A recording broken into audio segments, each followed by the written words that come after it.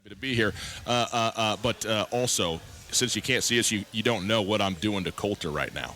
But I got my Aaron Rodgers gaudy monstrosity of a just egregious yellow and green hoodie on, and my brand new Green Bay Packers hat, and I am in full regalia here, Coulter, as we sit out here in the public against the Iron Horse. I'm ready to go. I'm ready to see Geronimo Allison shred up the Bears defense. Ryan's style is so offensive, always, that I didn't even recognize that he was wearing that until he pointed it out. The ironic thing about this, Coulter, is this is one of the only pieces of raiment, one of the only garments I've ever actually spent money on. And quite a bit for me. And for those listening just on the radio, I guess everybody's listening just on the radio because there is no SWX, even if you're listening to us through SWX. Yes. Ryan's wearing what amounts to a child's blanket that's sewn into some sort of poncho-like thin sweater. That's actually an outstanding description. Yes, this is what it Aaron is. Rodgers on it. Yes. It has relax written across it. Yep. And It's got a 12 on here. I got a little hood if I want. Bring it up over the top and hide it in this thing a little bit. And you're absolutely right. This is like, what do they sell on like late night television infomercials? Those like Snuggies? it's a Snuggie. Yeah, You're wearing a it's Aaron Rodgers basically Snuggie. a Rodgers Snuggie. This is as close as I'm going to get to a hug, you know? Man. Feeling very good about this. While we're broadcasting in a public place with a huge crowd. And it's so offensive to you, too, who refuses to wear even so much as a jersey because you I find am wearing my tribe hat, though. Well, I've been wearing this a lot more lately. wearing your Cleveland. What's Cleveland like? They're like 3.5 or 5 games out of the wild card right now. They're kind of in because some trouble. somehow the Minnesota Twins decided to hit 500 home runs this year. I don't even know a player on their roster, and they're threatening the all-time record for home runs in a single season. They've said it. They've already said They've it. set the all-time And home run we record still by have an 3 weeks left. individual team.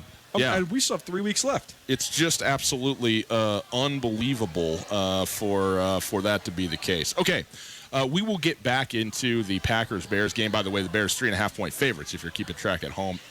They are at home. The Bears are in Soldier Field tonight for Week 1.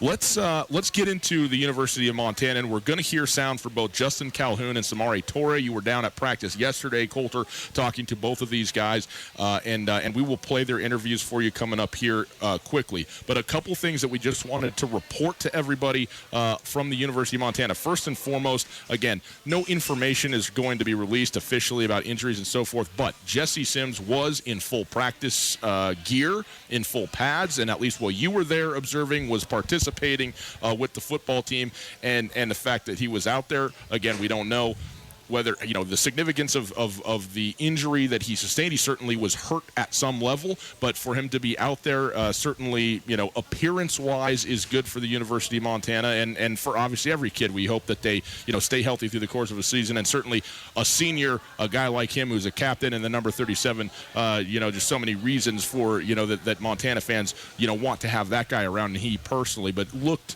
he was there at least at practice yesterday.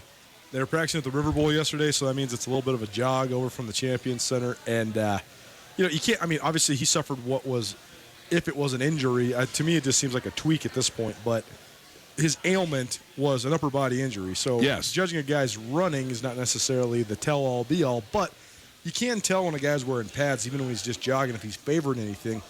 He was switching his helmet between each of the two hands. We're getting deep here as far as analyzing this thing, but to me, just looking at him, and, I said what's up to him because we've interviewed him a bunch. He just, gave me the nod. He didn't look like he was in any discomfort at all. And then when he was going through the drills, he was working with the ones, and he looked just fine. So the point it was just a stinger. is if it was something that was significant. Right. He's just not going to be out there. Totally.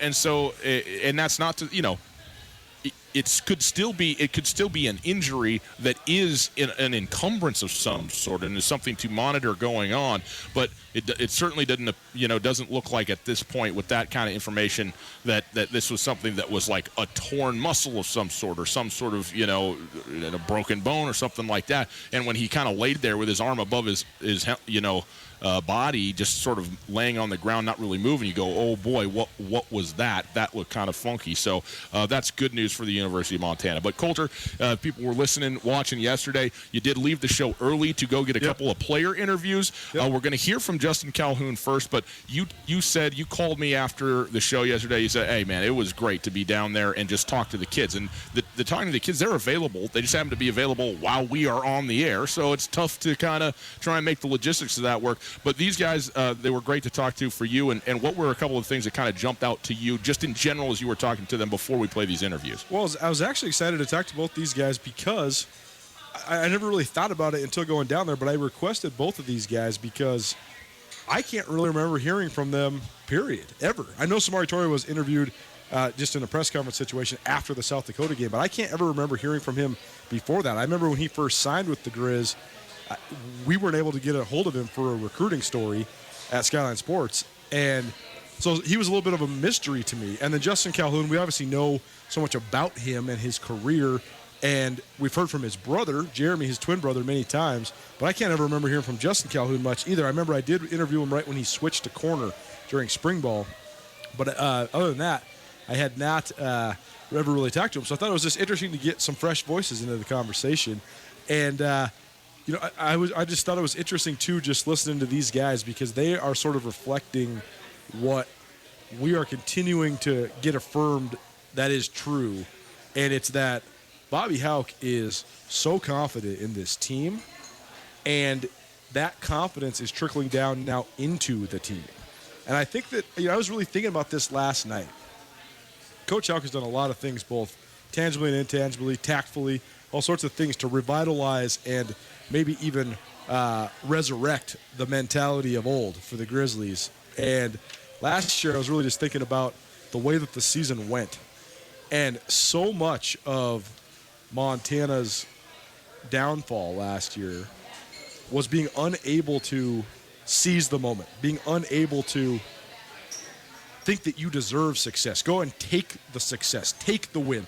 They set their table to take the win in their last 3 home games, and it was almost like a fear of failure made them then in turn inevitably fail. It's almost a self-fulfilling prophecy. And so much of it to me was mental. Montana had pieces last year. They certainly had deficits on their roster. The offensive line was certainly a huge weakness, and the corners were a work in progress. All that said, I think that just a shot in the arm of confidence. We heard Dalton Snead even at the press conference, even with sitting right next to Coach Hauck, he said, our confidence as an offensive unit is through the roof because of the work we put in, because of the familiarity that we have with each other, right, and because of what the coaches have instilled in us.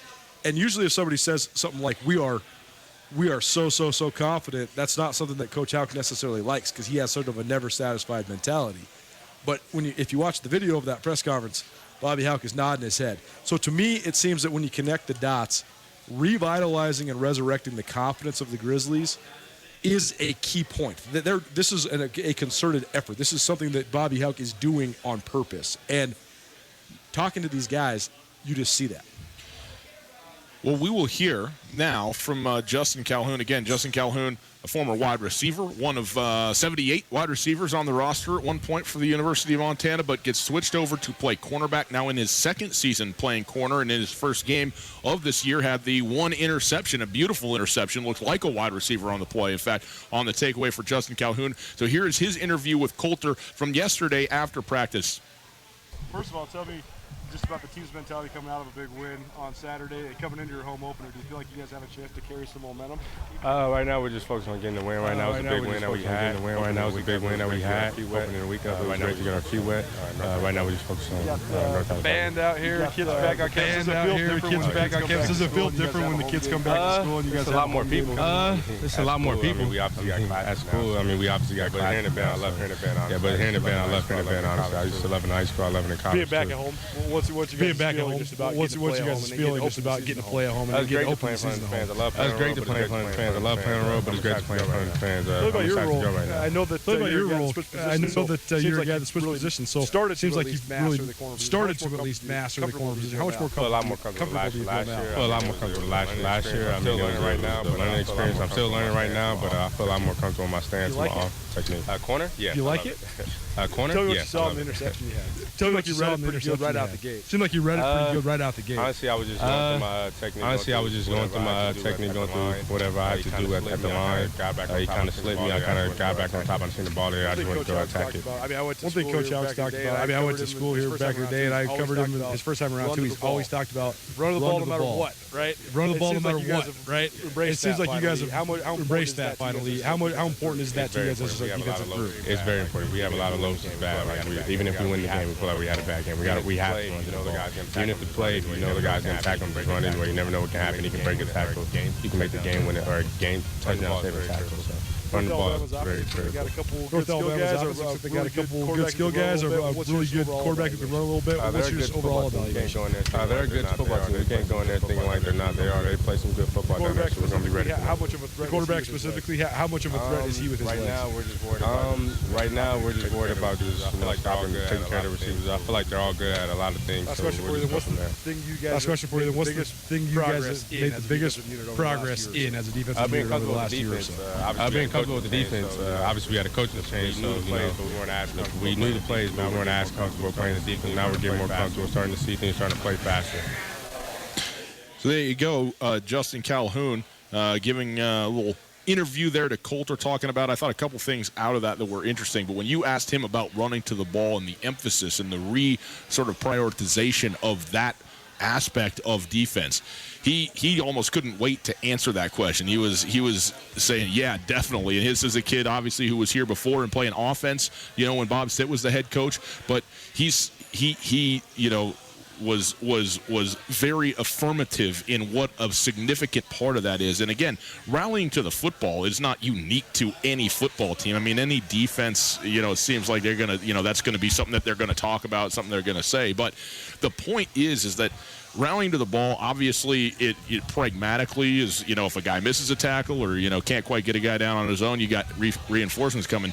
But more than that, it's a mentality thing, right, Colter? It's about the emotion and the energy that you're playing with, and everybody getting to the spot they need to be in. And even if it's almost a guarantee, maybe it is a guarantee that you're not going to be making the play, you're heading in that direction anyway, and everybody's kind of all in together.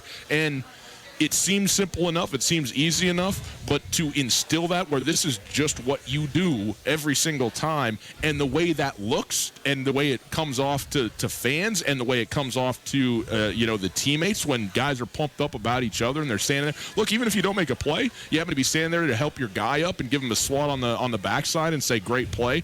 All that stuff kind of matters, and it gets built into that. And you can see teams that care and that buy in, and right now this Montana team certainly feels that way. You get what you emphasize, no doubt, but just the pure effort of running to the football, sure, every team does it at some level, but you need to have a desperate level of effort running to the ball if right. you want to be elite on defense in college football. Right. And I think it provides a level of accountability. I think secondarily it provides extra physical conditioning, which I think is the most underrated portion of college football. Everybody talks about great fourth quarter teams. In college football, to me, half of being a great fourth quarter team is mental. Half of being a great fourth quarter team is being the most physically fit team. Go look at Florida State last weekend. No doubt. And I thought that one of the main places that Montana State turned the corner under Jeff Choate, even though they haven't reached the win-loss total success that they had under Rob Ash, they've solidified their defense so much by running to the ball, but also just because of their physical fitness. And I think that that's one thing Montana's experiencing. But it's also such a way to set a tone, and it's also such a way to seize and keep momentum. If you make big plays and then you keep running the ball, you're relentless, the other team is going to quit. And that's, I think, what you saw in South Dakota. I mean, Montana, once they found their flow, they blitzed South Dakota. They had 5 straight possessions where they scored. But on the other side of the ball, then you start running the ball. And like Coach Paulson, Bobby Hauck's first defensive coordinator at Montana, like he used to say, boys, we got a party on the pile. And when you're partying on the pile, that's where then the style that the Grizz played defensively for so long comes full circle with where the Grizz play. Because when you truly party on the pile and you make huge plays at home defensively, which Montana did so often for a 20-year span, that's when Washington Grizzly Stadium's going nuts. You got to hone that stuff on the road like the Grizzlies did last week.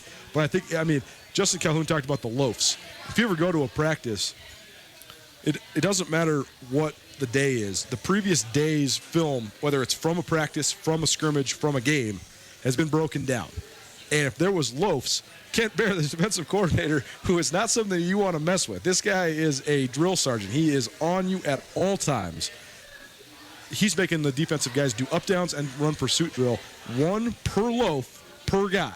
So, I mean, I was at a practice, I guess it was in the spring, where the previous practice, it was a spring ball, so everybody's, maybe not fully locked in. I think they had something like 37 loafs. These guys are running and running and running. You're talking 20 minutes of running. I think the point has been emphasized. As you heard Justin Calhoun there, he said, loaf's no good. We can't have any loafs. Loafs are no good. No doubt. Whether or not it actually translates to the game, I just don't want to do another pursuit drill. Coulter, last night you also got a chance to talk with Samori Toure, and you're right. This is a guy who has not been, who hasn't gotten as much exposure, I think, as some of the other guys on that offense. And particularly last year, this is a guy who, when he was recruited, was much heralded and expected to be, a very good player for this Montana team and a really good get, a great recruit.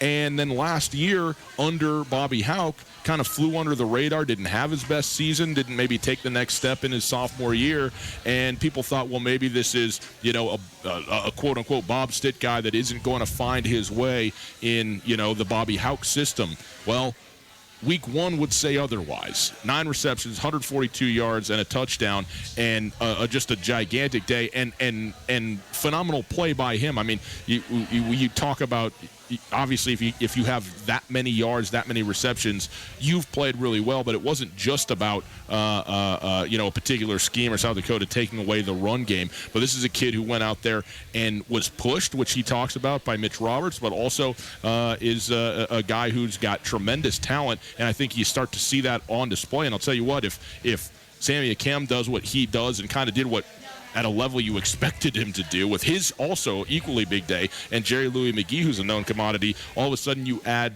an elite level receiver, if Samori Toure in fact can be that to that club, all of a sudden, I mean, a very dangerous wide receiving core becomes, just goes to a whole nother level with a third guy at that level, and he certainly was that in the first week. When you're running I need to find a better word, because gadget isn't the right word, but when you're running a gadget-style offense like Bob Stitt's offense was, where there is a ton of different parts and so many guys can and will get shine, I think that's a great thing, and I think that you can recruit a ton of athletes and you can keep the defense's head spinning, but I also think it makes it a lot harder to find a mismatch and absolutely exploit it. With the personnel the Grizzlies have at receiver now, you saw, ironic, right, that Samori Toure was a guy that was a little bit outside the radar compared to guys like Keenan Curran and Jerry Louis McGee hit when Samori Toure was a freshman. And then when Samori Toure was, or I guess, excuse me. When he was initially recruited. When he was initially recruited, right. And then he had his big freshman year. Him and Gresh Jensen had great chemistry. And there was no real dominant guy amongst the group. JLM had his reputation carved out. But no one really knew what to think to delineate between guys like Sammy Akem, and Colin Bingham was still a receiver at the time, and Toure. And Toure then, like you said, was sort of in the background last year. He had a couple big plays, but wasn't nearly the explosive. He had a couple drops, too. He did. Yeah. And he wasn't the game-breaking type guy that he was 2 years ago.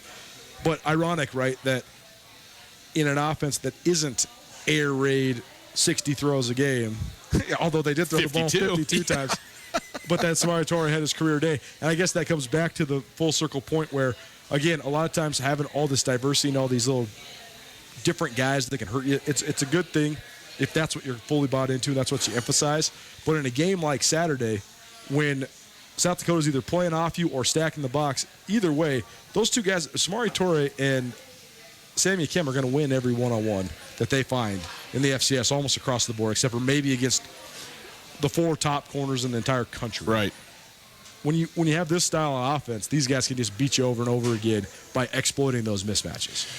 Well, here we go. Samori Toure, again, talked with Coulter after practice last night, and after a phenomenal week in week 1, kind of talked about where that came from and what he expects for the rest of the season. So here you go, Coulter's conversation with junior Grizz wide receiver Samori Toure. First of all, start with Saturday's performance. What did you like about what you guys did offensively? What did you like about what you guys did offensively, especially from just the execution? We were just taking what the defense gave us. We were just taking what the defense gave us. I think we were executing. I think pretty well. You know, like we didn't have a lot of like mental errors. We didn't have a lot of drop balls. You know, we didn't have a lot of drop balls. We were pretty locked in. Missed assignments. Like we were pretty locked in. Sharp. And I felt like we were pretty sharp. So much of that stuff you guys run is so much of that stuff you guys run is read. He's got to make the read, right? He's got to make the read, right? And I mean, how much more efficient do you think he's got at that element of the game? And how much better have you guys just got on the same page with him? We've all came a long way since last year. We've all came a long way since last year. You know, last year it's a new coaching staff and a new system, and it took us a little bit to acclimate. But I think this year, you know, we have a lot more experience, a lot sharper, and I think we're going to be a lot sharper. You know, and we're all going to start making better decisions.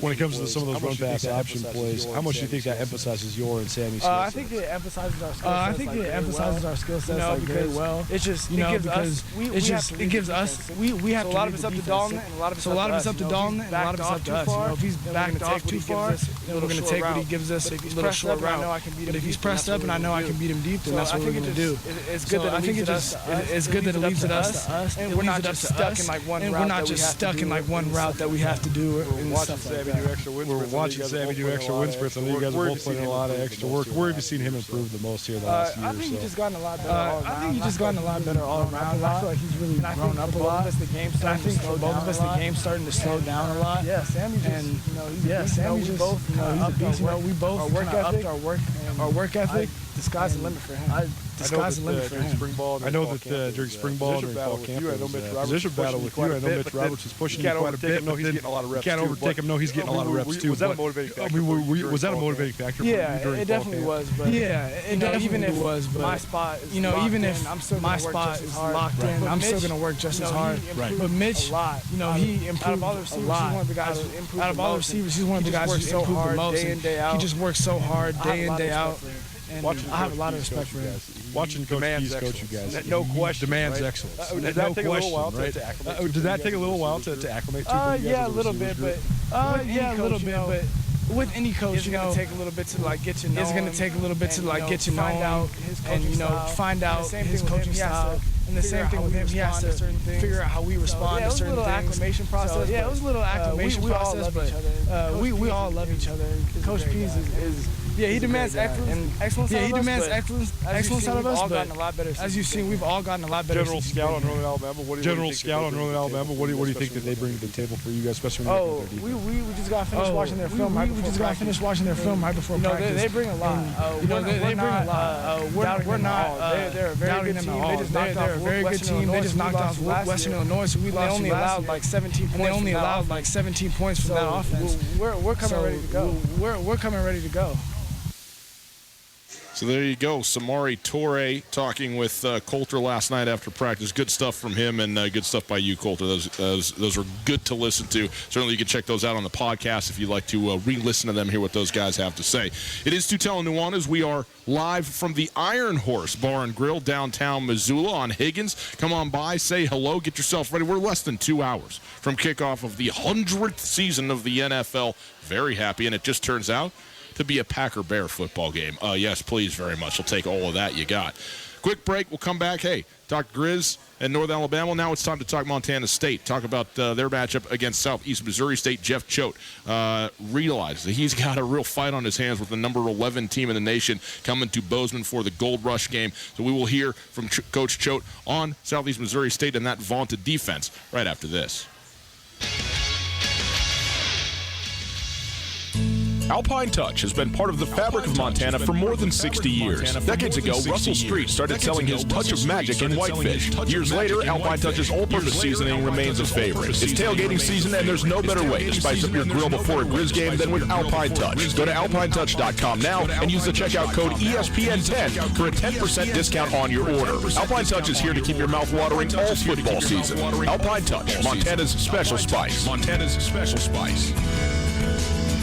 Hi, Hi there, it's Les Schwab Tires. You know, we've been helping keep folks safe on the road around here since 1952. That's why you can save up to $152 on a set of 4 select light truck and SUV tires during our fall tire sale. So swing by or book an appointment at LesSchwab.com.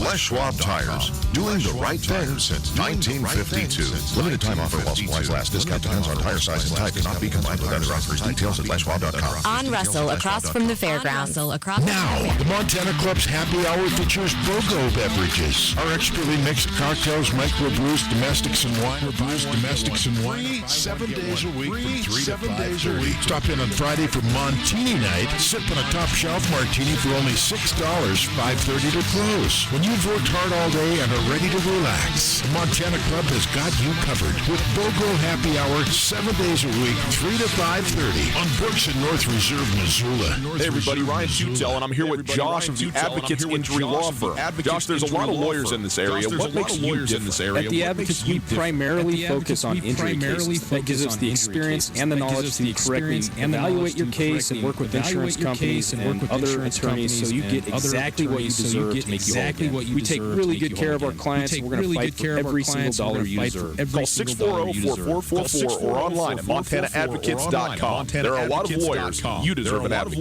The Polaris Factory Authorized Clearance is here. The world's best-selling off-road lineup is priced to move with financing as low as 3.99% and rebates up to $3,500. Live life wide open in a high-performance RZR. Tackle anything from mountains to mud holes on a legendary Sportsman ATV. Get more done with a hardworking Ranger. Or take on any task or trail in a versatile Polaris General. The best deals of the year are happening now. See Polaris.com or your Polaris dealer for rebates up to $3,500 and financing as low as 3.99% APR for 36 months during the Polaris Factory Authorized Clearance. Kurtz Polaris at 2904 West Broadway in Missoula and Highway 83 in Sealy.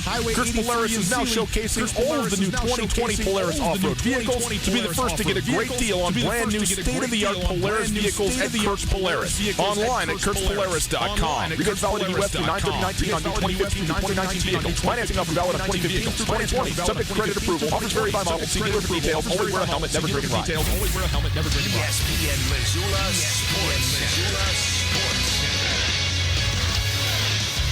Good afternoon, Ryan Tutel, Colton Nuanez, ESPN Sports Center.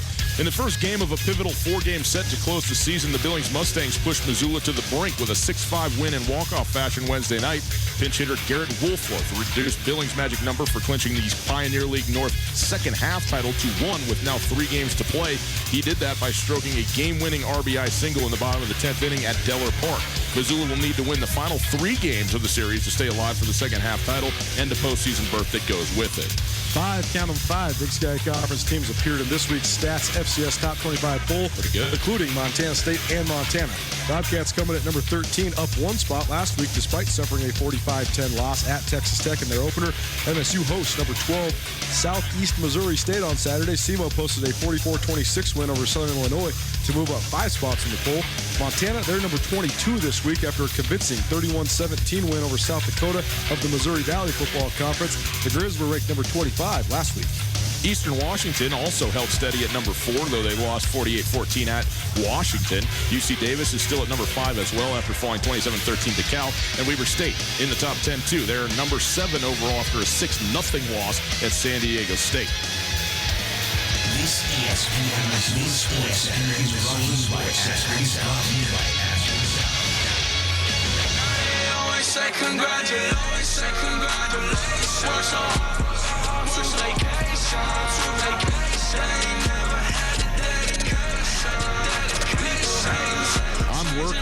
I'm working hard like always, but it feels like a vacation because I'm at the Iron Horse on the afternoon of the NFL season kicking off with my good buddy Colton Nuanez. Could do worse, you know. Two guys could do worse. Colter, we are happy to be with you, broadcasting live from the Iron Horse and broadcasting live through the Kurtz Polaris studios. Kurtz Polaris is at 2904 West Broadway in Missoula, Highway 83 in Sealy, and online at KurtzPolaris.com. You can find us on Twitter. How about that? You ever do that thing?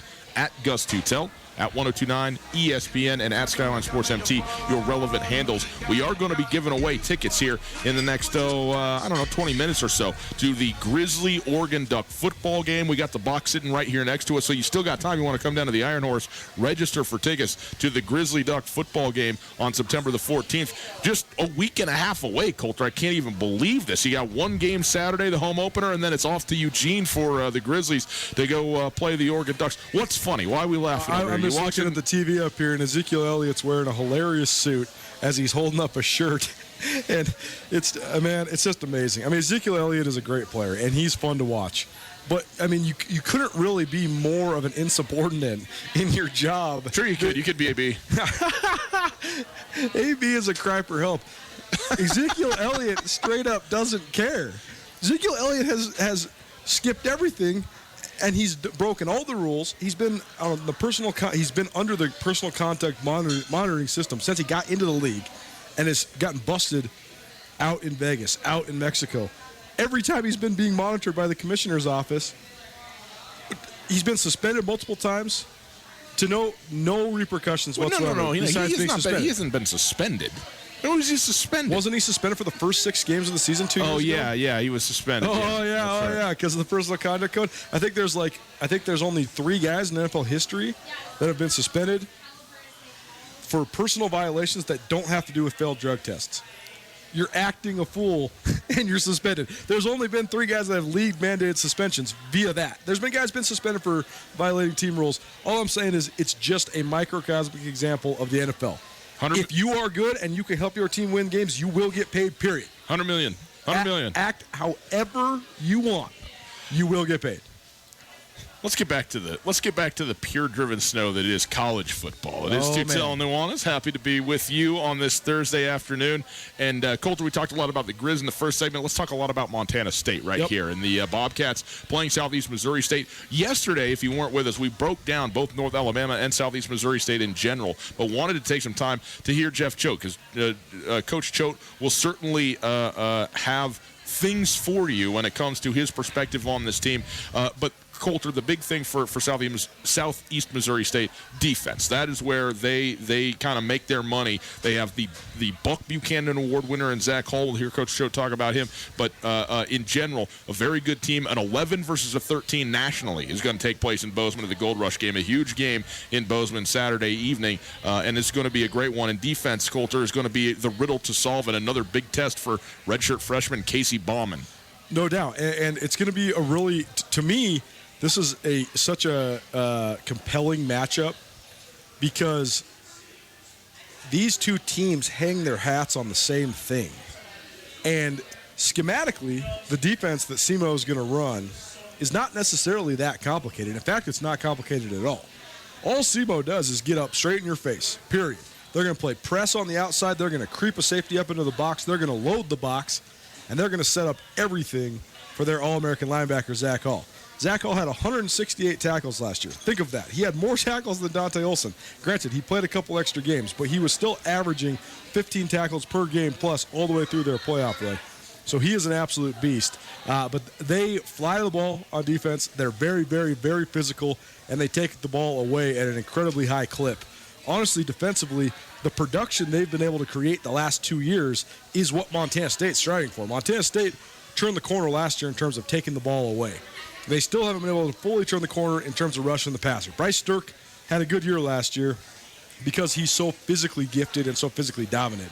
I was talking to Zach Wright, former Montana State defensive lineman at fall camp, and he was saying it's funny because Bryce Sterk actually doesn't know what he's doing yet. He doesn't know any of the fundamentals or the moves. He's just playing off raw athleticism.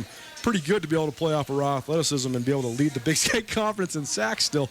But if Bryce Sterk can turn the corner, that can up that production. But what SEMO did last year, that's kind of the model Montana State wants. So this is going to be kind of looking in the mirror if you're the Bobcats in terms of the physical, in-your-face, edgy nature. And then on the other side of the ball, they look exactly, I mean, anybody that's watched Northern Illinois in recent years, both under their time under Jerry Kill and their time under Dave Dorn, who was a former University of Montana assistant, with Jordan Lynch and among others as their great quarterbacks. Yep. The way that they look with sort of the the RPO base. It's very much similar to Montana's offense, actually. The Montana Grizzlies run a very similar offense to what Northern Illinois had so much success with, too, and that's what SEMO runs as well. You want a mobile, big, tough, strong quarterback who's not scared to get on the edge, a guy that's going to be, an intangible leader, a guy that's going to be the rah-rah guy, and they have that in Daniel Santacanaria. He is, I watched him, he's a Northern Illinois transfer, in fact, so he comes from that exact same school, and the Northern Illinois ties all come from Tom Matukowicz, the head coach at SEMO, being a descendant of the Northern Illinois coaching tree. He coached for Jerry Kill, who was at Southern Illinois and then Northern Illinois. He coached for Coach Minnesota, Kill. And Minnesota. If people are familiar with Jerry Kill. That's where they split. Yep. But 10 years together. So they have very similar styles, and that's what SEMO looks like to me. The last two SEMO teams have looked like Northern Illinois when they were at their best. People may kind of, brush it off their shoulder a little bit when you're like, well, okay, Northern Illinois, MAC team, whatever. When they were doing it at Northern Illinois with Jordan Hill, they were a top 15 team in the nation. Oh, yeah. Didn't they win the Orange Bowl? They went to one of the New Year's Six Bowls. I don't remember if they won or not, but they went to a New Year's Six Bowl. I mean, they were more like top 10 the last 2 years. That's right. And they were absolutely fantastic and dominating at that level. And it was he was on the staff that was a part of that group that was doing so well. But hey, why listen to us talk about it when you can hear Jeff Choate talk about it? So here we go. We'll go through some sound from Jeff Choate. This is from the press conference on Monday, and this is just the initial kind of 45-second gloss that Coach Choate gives on Southeast Missouri State in general. Here you go. I was in the OVC for a year, had an opportunity to go to Cape Girardeau and play. I think those kids always have had kind of the reputation of being tough, hard-nosed kids, and I think that's just been enhanced by the coaching staff that's there. I would describe this team as physical. I would describe this team as confident. You can tell that they feel good about who they are. They return 8 of 11 starters on defense. They play with some swagger. They led all of college football at any level in takeaways last year. Okay, 36. They had 23 interceptions and 13 recovered fumbles, and so that's something that's obviously a huge part of their success a year ago, and they fed off of that. They scored 144 points off takeaways last year, so I think that's something, as you look at the game, definitely something to pay attention to. They're not only aggressive in taking the ball away, but they're opportunistic on offense. So there you go. And it's interesting because he's going to talk in a moment about the defense specifically, but he spent almost all the time talking about the team in general, talking about the defense. We were talking yesterday about tradition, culture, things like that. We were talking about North Alabama and how they have tradition and culture, and that's been able to move with them as they moved up a level. Right. 2 points. First of all, it's so hard to change that. Think about some programs that have had multiple coaches and still had generally the same identity. Yeah. Right? And I think when you get into the mode of changing your identity, then sometimes that's when you get in these spin cycles where you can never quite get back on track. And I think that's where so many mediocre college football teams stay mediocre. I think that when you hear Coach Choate talk about that, I mean, Tukowicz has been at SEMO for 6 years. Jeff Choate is hearkening back to 15 years ago when they were playing them. Right. And the analysis is the same. So I think that's so much of that is about what college football is about, because generally, unless you have a national recruiting budget, which less than 30 schools actually do, you're recruiting from the same areas. So that means you're recruiting the same type of kids, which means you have to have a defined identity. And I think that's exactly the reason why Montana got so twisted up, because Montana was trying to have a different identity and different schemes than what the main recruiting areas they recruit from gift them. I think it's also a reason why Montana State has ridden the roller coaster over the last 10 years, because they have changed their identity multiple times. From Mike Kramer to Rob Ash to Jeff Choate, those are distinctly different identities. Yeah. And I think that's why Montana State has harnessed success in short periods, but not long periods. So I think it's an interesting analysis when Jeff Choate's talking about playing SEMO 15 years ago, and he's talking about the identity being very similar to what it is now under a whole different coaching staff. Yeah. Now, let's listen to Jeff Choate talk about the defense specifically and what they do, and then we'll get to hear him talk more specifically about the, again, defending Buck Buchanan Award winner Zach Hall. But here you go, Jeff Choate on the SEMO defense. on the defensive side of the ball, which is kind of where they hang their hat. They've got the Buck Buchanan Award winner coming back, the Hall kid, number 5, extremely active, physical linebacker, 6 foot, 235 pounds, and he will hit the line of scrimmage with some intensity and some attitude. I think the best interior defensive lineman, the Thornton kid, number 50, is a problem. They have a very physical, big nose, and they present a variety of challenges. Their defensive style is aggressive, but they play tight coverage even when they're playing zone. And so it's going to be interesting. So I think it's a really, really good opponent. I anticipate, I don't know, I think they were 17 coming in. I'm going to guess that they're 12. So they've climbed in the polls. That's what I told our guys yesterday. These guys are going to climb in the polls. And, we're going to have a really, really good team coming in here, a team that made a deep playoff run last year, and I'm sure they want more.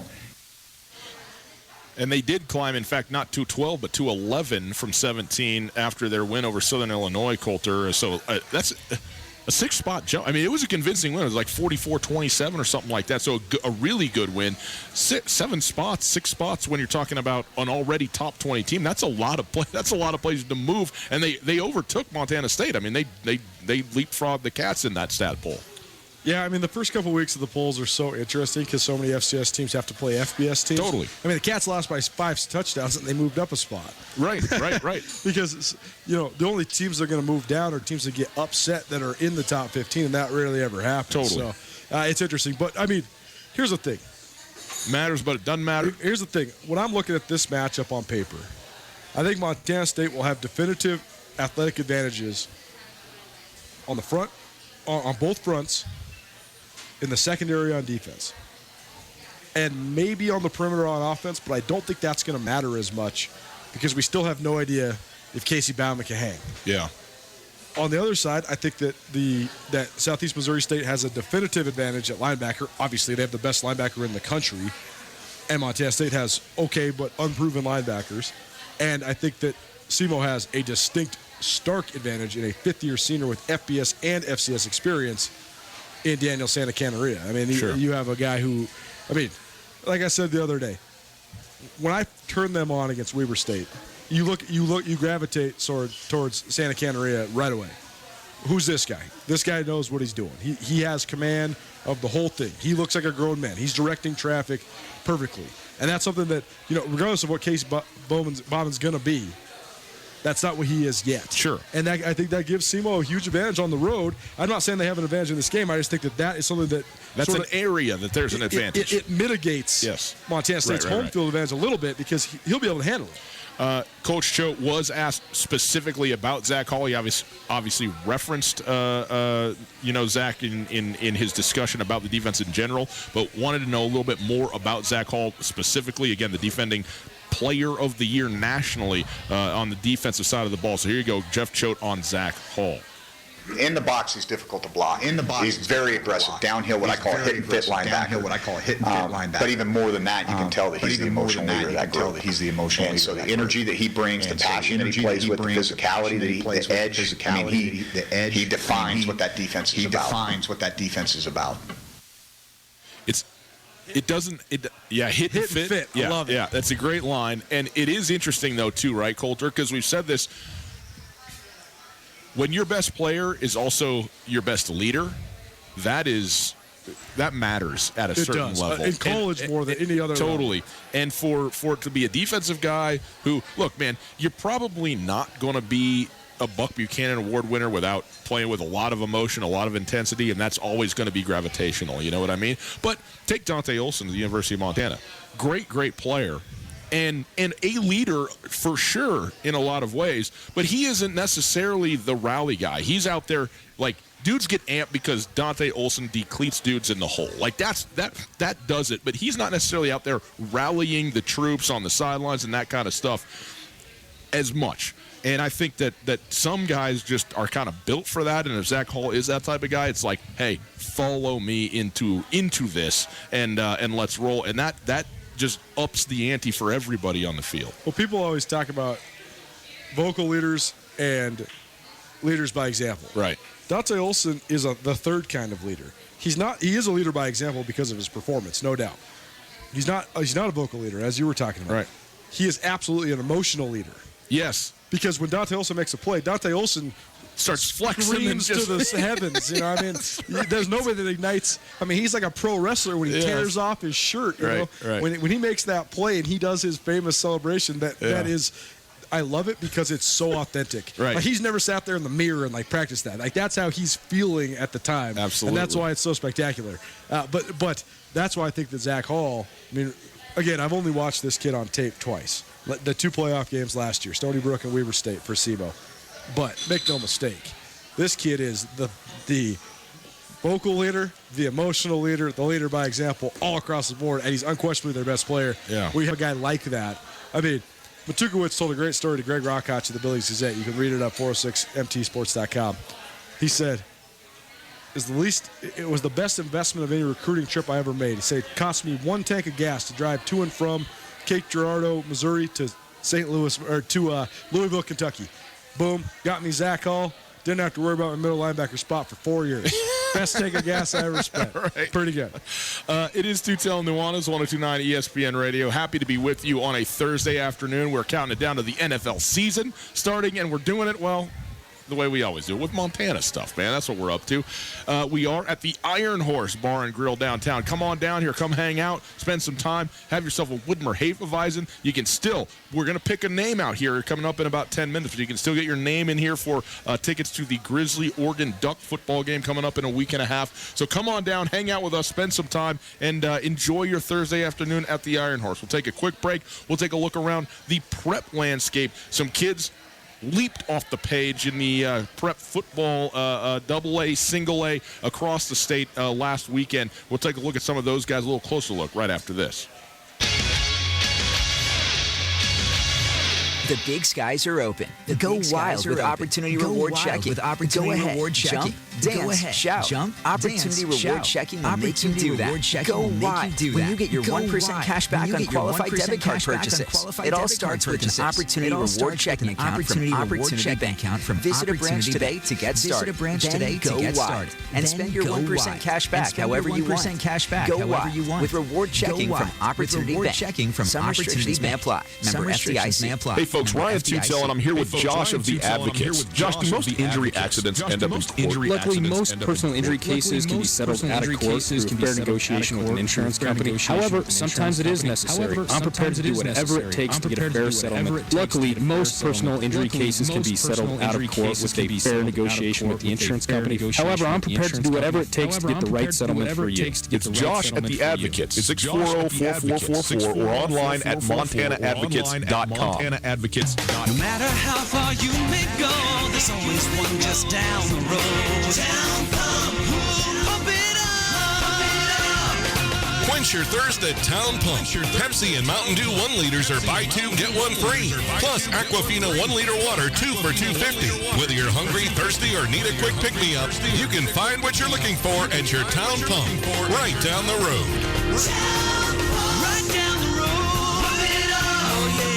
This is Mike Nugent with Berkshire Hathaway Home Services. Berkshire Hathaway provides Western Montana with full-time real estate professionals for you whenever you need us. Our reputation as the state's most knowledgeable and available real estate group has helped build unmatched trust in the Garden City and statewide. If you have been thinking of making a real estate move in the short or long term, give me a call. No pressure, no expectations. Just professional opinions and service at whatever pace you are comfortable with. Give me, Mike Nugent, a call today, 531-1802. And remember, every question is good to ask. During International Suicide Prevention Week, September 8th through 15th, River Pines Horse Sanctuary invites the public to Horses for Hope, emotional strength training as a suicide prevention strategy, a well-being journey through the way of the horse. This workshop is an opportunity to learn important suicide prevention concepts through horse grooming, an activity that is known to boost oxytocin levels in the brain, lowering blood pressure, and fostering social connection responses. A limited number of appointments are available. Call 406-304-6433 to schedule yours today. Are you interested in putting solar panels on your roof? Do you want the latest on Montana's renewable energy policies? The Montana Renewable Energy Association is a leading voice for renewable energy education and advocacy in Montana. From community-based clean energy events to advocating at the Montana legislature, they work to ensure Montana's future is powered by the sun, wind, and earth. Find out more about MREA and join as a member by visiting montanarenewables.org or calling 406-214-9405. Tutel and Nuanez on 102.9 ESPN Radio for Missoula. ESPN Radio for Missoula.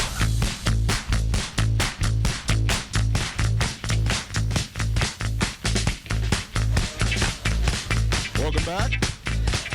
Tutel and Nuanez, 102.9 ESPN Radio, SWX Montana Television across the state. Hi, how are you? Hope you're well. Thanks for being with us on this Thursday afternoon. We are broadcasting live through the Kurtz Polaris studios. Kurtz Polaris is at 2904 West Broadway in Missoula, Highway 83 in Sealy, and online at kurtzpolaris.com. Coulter and I physically are at the Iron Horse downtown. Come on by, say hello, have a Widmer Hefeweizen, watch some television. They're counting it down. NFL Live is live, Coulter. They're doing it. Packers, Bears, from Soldier Field coming up in, I don't know, hour and a half. Let's go. Didn't they play their opener at Soldier Field last year too? No. You know what the opener was last year? I think it was Kansas City, New England from Foxborough, and Kansas City. That was 2 years plastered ago. New England. That was 2 years ago. That was the Kareem Hunt debut. I'm going to have to go of look. All time. Oh, yeah. Where he fumbled the first touch he had and then went for 240 or something like that. Maybe the reason that the Packers at Soldier Field is stuck in my head is because of your bet with some of our colleagues last year. Indeed. Perhaps that's why. Coulter, the bet I won, by the way. You did win. A whole purse full of change. Yes, I did. Coulter, we're going to pull a name out of this hat here for the Grizzly Oregon Duck tickets here in just a moment, but we wanted to take a quick moment and get a Prep Extra segment in here and highlight some of the kids around the state who were outstanding performers last week in high school football. The Prep Extra segment is brought to us by Farmers State Bank. Farmers State Bank, your Montana bank since 1907. And Coulter, Carson Rostad, he's a pretty known commodity, obviously a commit to the University of Montana, but 6 touchdowns, 396 yards, a dominant performance over Butte Central, who's a good football team. 49-26, the final score of that football game, and Hamilton off to a very good start week 1. Yeah, no doubt. And we're going to highlight, now that I've seen these kids a little bit and heard some feedback from the camps this summer, to me, there's a clear-cut top 4 guys in Montana, and one of those guys is a junior, Jace Kluswich from Frenchtown, who we're going to talk about in a minute. But the top 3 seniors, Carson Rostad, the reigning Gatorade Player of the Year from Hamilton, Tommy Millott from Butte High, and Jackson Lee from Missoula Sentinel. And Rostad, though, recruiting is so interesting in Montana because so often it's only the top 5 kids that get offered early. They're getting recruited in the spring of their junior year. Top 5, maybe 8 kids in Montana are getting true scholarship offers from the Cats and the Grizz and everybody else in the state. And around the country, most kids are getting recruited almost exclusively off their junior year. If you're still on the board when you're a senior, those are the guys that Montana State and Montana are coming in and trying to get, because everybody almost everybody is committed to USC by the time their senior year starts. Right. But so often recruits talk about the relief it is to make your college decision, because I think that there's so much, like, if you're a guy, so then as the Montana recruiting evolves, there's a lot of guys that then start getting recruited late in the summer after they've gone to some camps. But if and when you're getting recruited, which most Division I level guys in Montana are, they're getting recruited into their senior year. That comes with a lot of pressure, because all of a sudden now you're trying to figure out what you're doing for your future while trying to concentrate on the present. And there's really nothing more irreplaceable or more special than your senior year of high school, save maybe your senior year of college. Right. And so I think that not having that weight on your shoulders, especially if you're a guy that's getting pulled from both sides heavily like Carson Rostad, I think sometimes that can be a big advantage. Now, on the flip side, a lot of times when you commit early, if you commit before your senior year, a relief for you, but a target on your back, no doubt. But I think that, you look at Carson Rostad, he said it with us when he was in our studio a few months back. He said, such a relief. I did not want to be thinking about that. All I'm thinking about is the fact that we've lost in the state championship game 2 years in a row. We have to win this state championship. Yeah. You go throw for 396 yards and 6 touchdowns. I think you're feeling pretty relieved, and you're probably feeling pretty focused, pretty driven. We won't talk too much about Jackson Lee here, but we know how good he is. 3 touchdowns in his debut at the 11-man. Phenomenal. You just have to say, anybody that doubted the kid playing 8-man, Yeah. His spatial awareness and his explosiveness in space is still there at 11 man. But the other two guys I think have really flown under the radar. One is Jake Klusowicz, like you said, from Frenchtown. Scored 4 touchdowns. For the record, boys and girls, Frenchtown scored 27 points in the game. You know what that is? All the touchdowns. All of them, including a walk-off in double overtime that led the Bronx to a 27-24 win over Dillon. And Dillon, a power, as we know, at the A level. So a huge win for Frenchtown. We thought Frenchtown would be good this year. They certainly have been, but Jake Klusowicz, phenomenal performance in his first week of his junior season and carrying his team to a victory. Yeah, keep your eye on this kid because this kid is already a multiple-time state champion in the sprints in track and field. He hasn't even run his junior season of track. He's winning these as an underclassman, as a sophomore. This summer he got invited to camps at both Ohio State and Marshall. So he's getting FBS interest already. I said this the other day. I don't want it to seem like too big of a projection for the kid, but he reminds me of a poor man's Gabe Solser on offense and a rich man's Robbie Houck on defense. He's more stout than Robbie Houck. Nobody runs like Robbie Houck. Robbie Houck runs absolutely all out every play, but Klusowicz is going to be a big-time recruit. He's going to be a big battle for the Cats and the Grizz to get him, and he's got Frenchtown back on the map, which is a cool thing because Frenchtown has so much tradition. And lastly, and this is a kid who I think is flying way under the radar. He is already a commit to the Montana State Bobcats, but Tommy Malott, and I think, there's a lot of really good quarterbacks right now, and there has been the last year or two. But you have Carson Rossett, take like a Rolly Wooster, who's doing it for Hellgate, and Brown out of Bozeman last year and so forth. Josh Urbacher from Billings West this year. These guys have been out here, but Tommy Malott has been very, very solid, and better than that. I mean, that's even underselling him. You say he's solid. He's been great. He's elite, and he is already committed to go play for the Cats. 332 and 5 scores to lead Butte High over Belgrade 46-20, and so a phenomenal performance by him. By the way, also absolutely worth noting, welcome to the AA Belgrade High School. The Belgrade Panthers getting their first dip in the water, and then next year Gallatin High School is going to be is it 16, right? Will be 16 AA high schools playing football in the state of Montana. So very cool there. But Tommy Malott, again, much like Carson Rossett, already committed and all that, but maybe that pressure is off and he goes out and he just slings it week 1. I knew he was special when I first saw him as a sophomore. I stopped at Naranche Stadium in Butte. I was going to Bozeman to cover a Bobcat football game, and Butte was playing Big Sky High School. Big Sky had a chance to clinch the number 1 seed, and Levi Giannicaro had a chance to break the single-season rushing record that had been held for about 10 years by Bo Donaldson at Big Sky. So I stopped at Naranche so I could get some interviews. But I was watching all the action, and I remember thinking, who's this quarterback from Butte High? And, I mean, the kid was smooth. He was competitive. And he's continued to prove that. Now he's blossomed into being a legitimately Division I caliber athlete.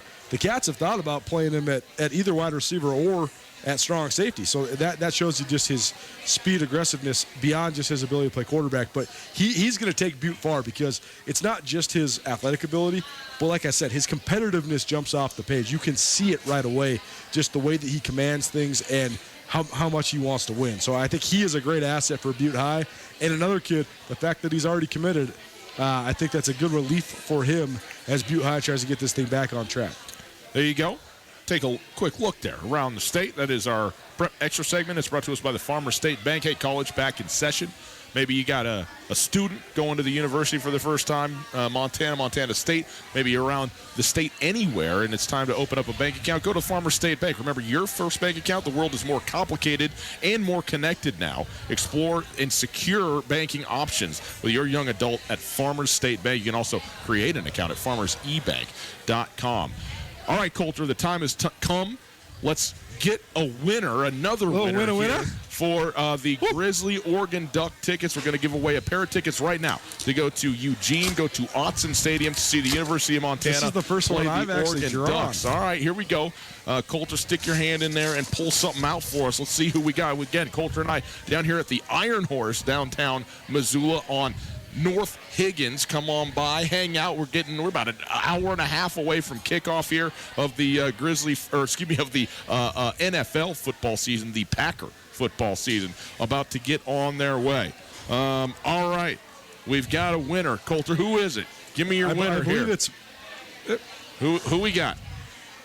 Ken Slater. Congratulations to Ken. He's got his name pulled out of the hat, and he is our winner for the tickets to go to the Oregon Duck football game. We will call him and get him going. There you go.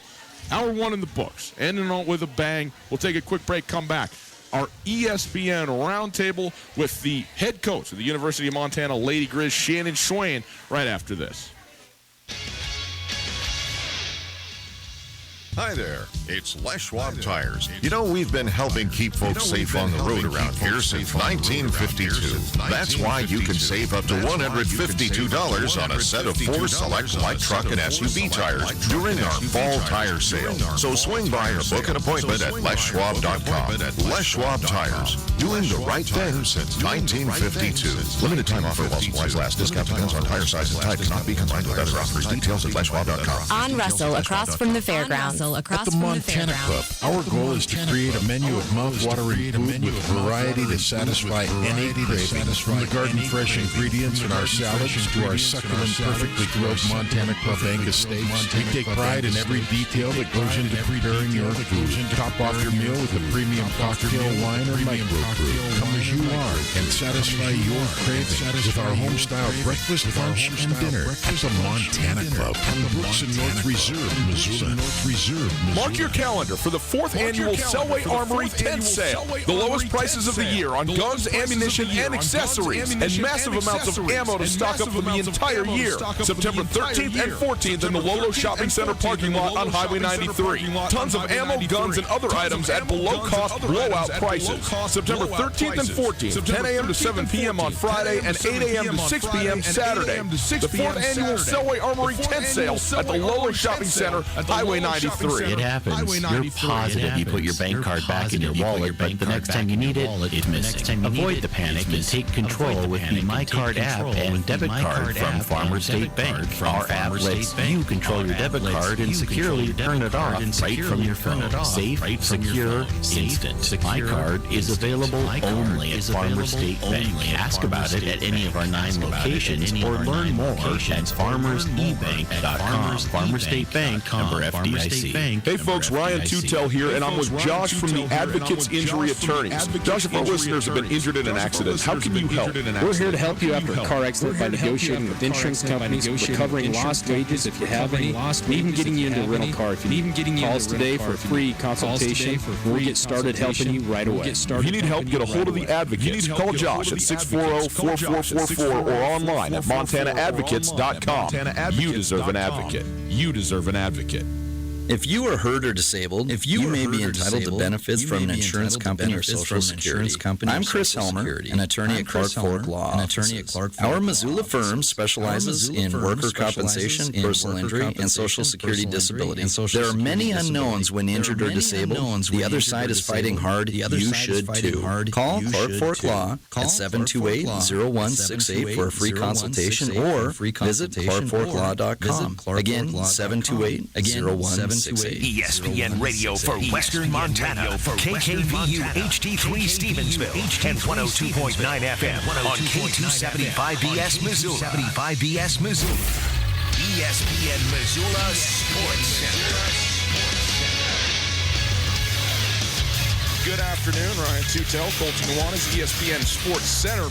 In the first game of a pivotal 4-game set to close the season, the Billings Mustangs pushed Missoula to the brink with a 6-5 win in walk-off fashion Wednesday night.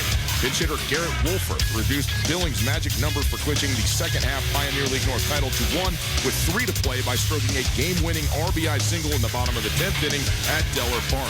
Missoula will need to win the final 3 games of the series to stay alive for the second-half title and the postseason berth that goes with it. 5 Big Sky Conference teams appeared in this week's Stats FCS Top 25 poll, including the Bobcats and the Grizzlies. The Bobcats come in at number 13, up 1 spot from last week, despite suffering a 45-10 loss at Texas Tech in their opener. MSU hosts number 12 Southeast Missouri State on Saturday. SEMO posted a 44-26 win over Southern Illinois to move up 5 spots in the poll. Montana is number 22 this week after a convincing 31-17 win over South Dakota of the Missouri Valley Football Conference. The Grizz were ranked number 25 in the first Stats FCS poll this season.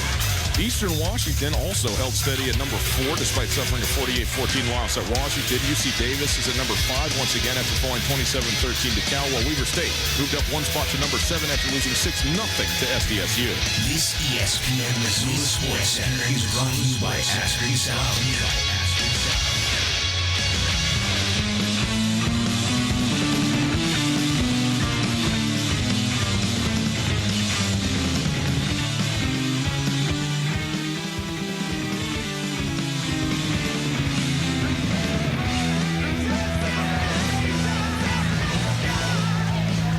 Sean Rainey has just sent me a trade offer in our fantasy league a mere 1 hour before the start of the fantasy season. He would like to... Nobody cares about your fantasy team, bro. He would like to get Tyler Eifert and Saquon Barkley for Vance McDonald, Hunter Henry, notably 2 tight ends who are very mediocre, of which only one can play, Brandon Cooks and Dion Lewis for the best fantasy option in football. I hope you're listening, Sean. No, we won't be doing that. It is Tutel Nuanez, 102.9 ESPN Radio. We are broadcasting live from the Iron Horse, downtown Missoula. Come on by, say hello, enjoy a Widmer Hefeweizen, and get yourself ready for Packers-Bears. Game 1 of season 100 in the NFL. We're certainly enjoying our time down here. Fun to be at a Montana original. The Iron Horse been here. Man, the Iron Horse been at it a long, long time in this town, and so it's certainly fun to be down here, be with the people on a Thursday afternoon. We are broadcasting live through the Kurtz Polaris studios. Kurtz Polaris is at 2904 West Broadway in Missoula, Highway 83 in Sealy, online at kurtzpolaris.com. If you missed anything in the first hour, listen on the podcast. Podcast available all over the place. Wherever you get your podcast, you can get the Tutel Nuanez podcast. The podcast available thanks to the Wingate by Wyndham Hotel. You can also pick up your phone and call us. 329-1899, the phone number, 329-1899. All guests join us via the Rangich Brothers RV phone line. At this time, every Thursday, we do the ESPN Roundtable, an extended interview, and it is brought to us by Paradise Falls. And we are certainly happy this week to have a fantastic guest, Shannon Schwein, the head coach of the Montana Lady Grizz basketball team, as the subject of our ESPN Roundtable. Shannon was the best basketball player in the history of the University of Montana, men's or women's, in terms of the level that she was as a college player. First team All-American as a college player for the Lady Grizz, and then 24 seasons on the staff with Robin Selvig, and then taking over 3 years ago, now heading into her 4th season as the head coach of the Lady Grizz. Wonderful of her to come by, spend some time with us. Here is now our ESPN Roundtable with Shannon Schwein.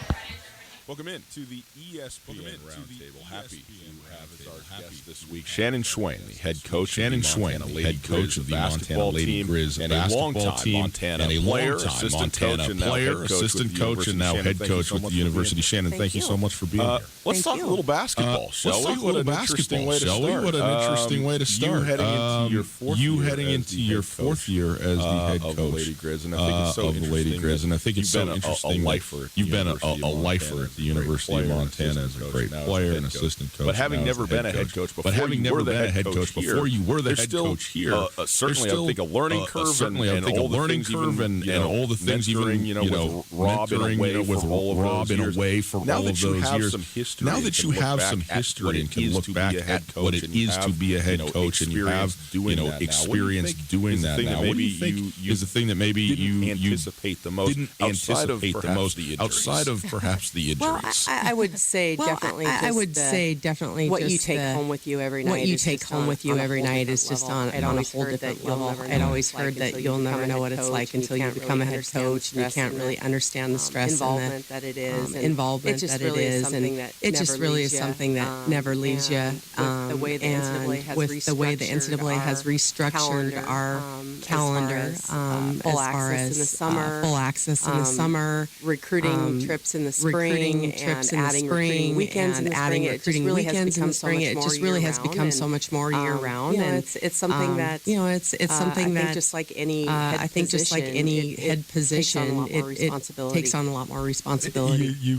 led me into my very next question. And that was about just the way the scheduling part of it has changed. And now, like you said, there's all this spring recruiting, so you guys are all over the place, which has become almost as important as high school hoops, maybe even more important as high school hoops, maybe even more important. You have all these summer practices, you have extra hours. It's good to be able to work with the girls, I'm sure, but work with the girls, I'm sure, but also 24/7, 365 commitment. What do you think of just takes for women's basketball, but also just Division I athletics? That's a good question. I think it's a little bit of a mixed bag. I think it's a little bit of a mixed bag. I mean, there are a few programs out there that don't do the summer access. They send them home with their players. They send them home. They truly believe they need time away. And it gets to that point where you have to make a personal decision about what you think is most important. The balance of giving them time off and still getting better and holding them accountable and having them around so you can be checking on them. We were fortunate this summer to have by their own decision, 13 of our kids here in town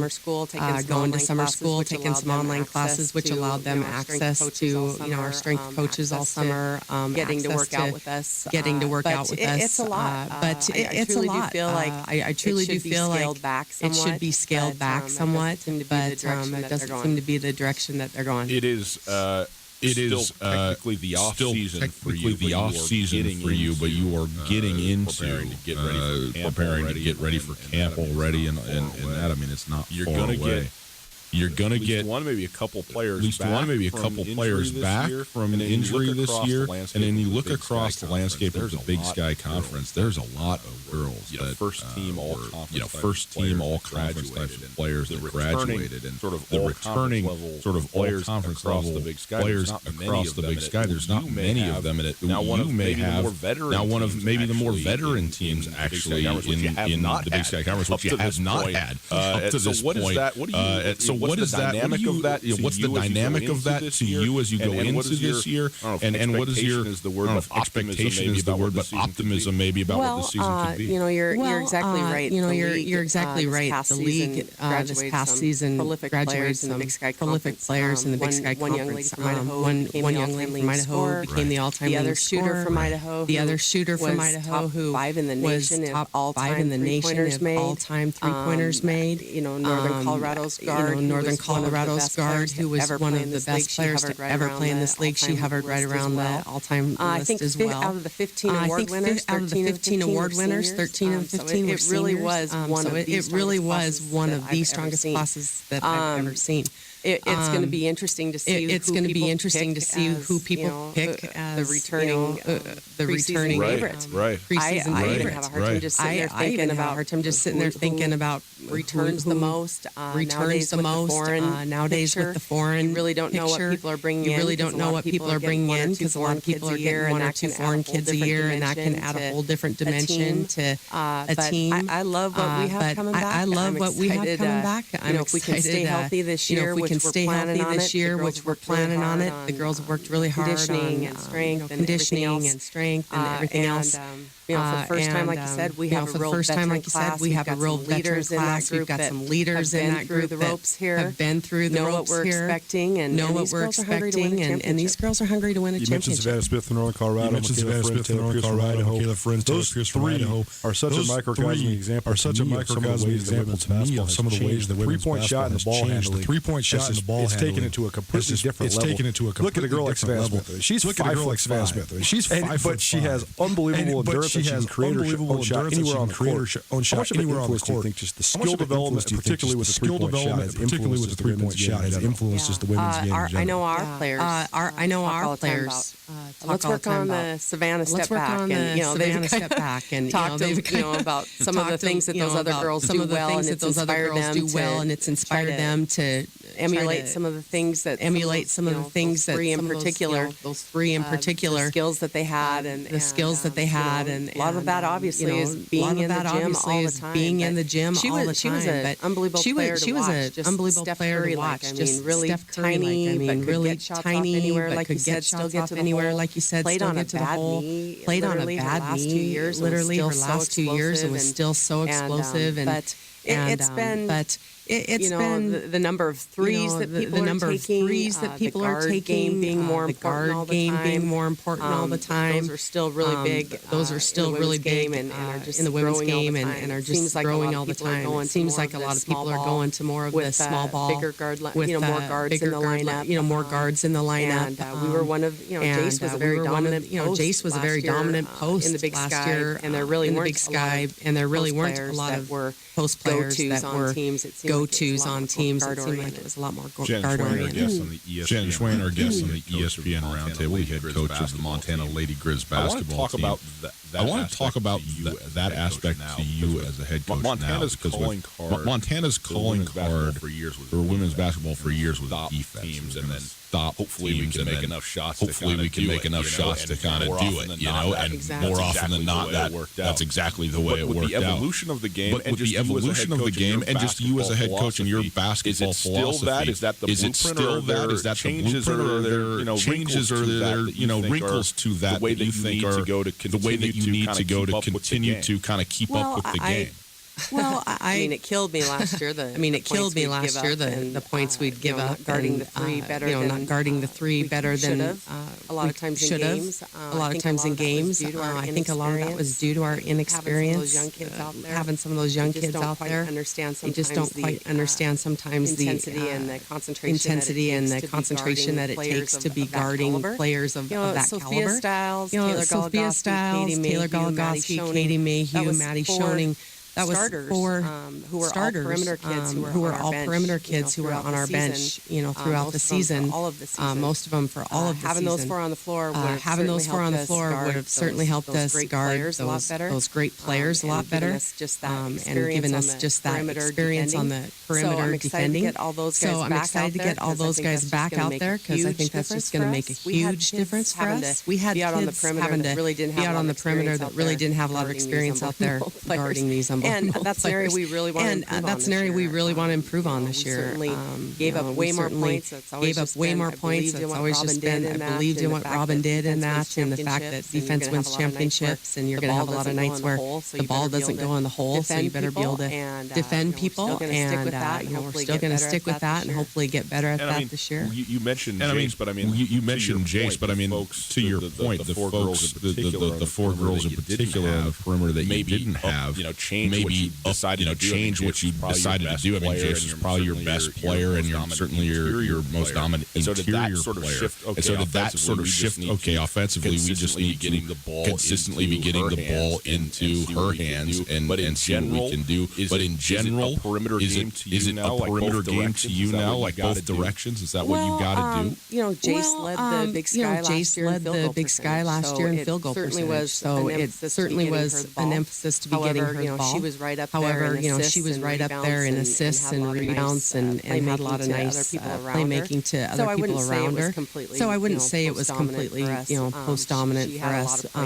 She had a lot of plays on the break. She'd board it and lead it and do things out in the open court that were great to have a center that can do that. I think we have some talented inside kids who are certainly good scorers and good players and can shoot from the perimeter as well. So I really look at us as having good balance next year. I think.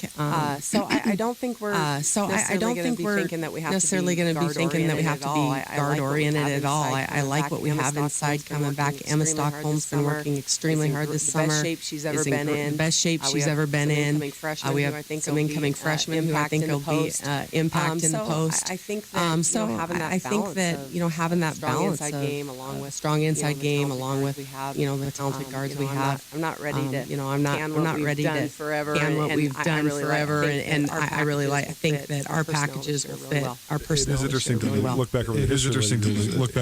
You were such a great post player. You were such a great post player. You guys have had so many great post players throughout the years. Holly Tyler, Kate Baker, and the list goes on and on and on. The list goes on and on and on. Now with this, you trading threes for twos. Trading twos for threes. You guys can maybe have an advantage in developing post players and recruiting post players. So how do you balance? The game has evolved. So how do you balance? advantage for you, but also it could be an advantage for you, but also it could be a disadvantage. If you're not cultivating other side, it could be a disadvantage to how you balance. I look at Portland State, who won the league. I look at Portland State, who won the league this last year. I would say they had a really good balance. They had Courtney West, who was a 6'4" post. Sidney Riley, really talented guard, and then they were very balanced. They played all 2-3 zone. Never played a possession all year. Never played a possession of man. Very different. Very different in their style. So I think that. So I think that there are some teams where you are. There are some teams where you are trading threes for twos, and you might have to make adjustments. I really feel like that was a very special group in that Idaho. Those girls that were there. Those girls that were there.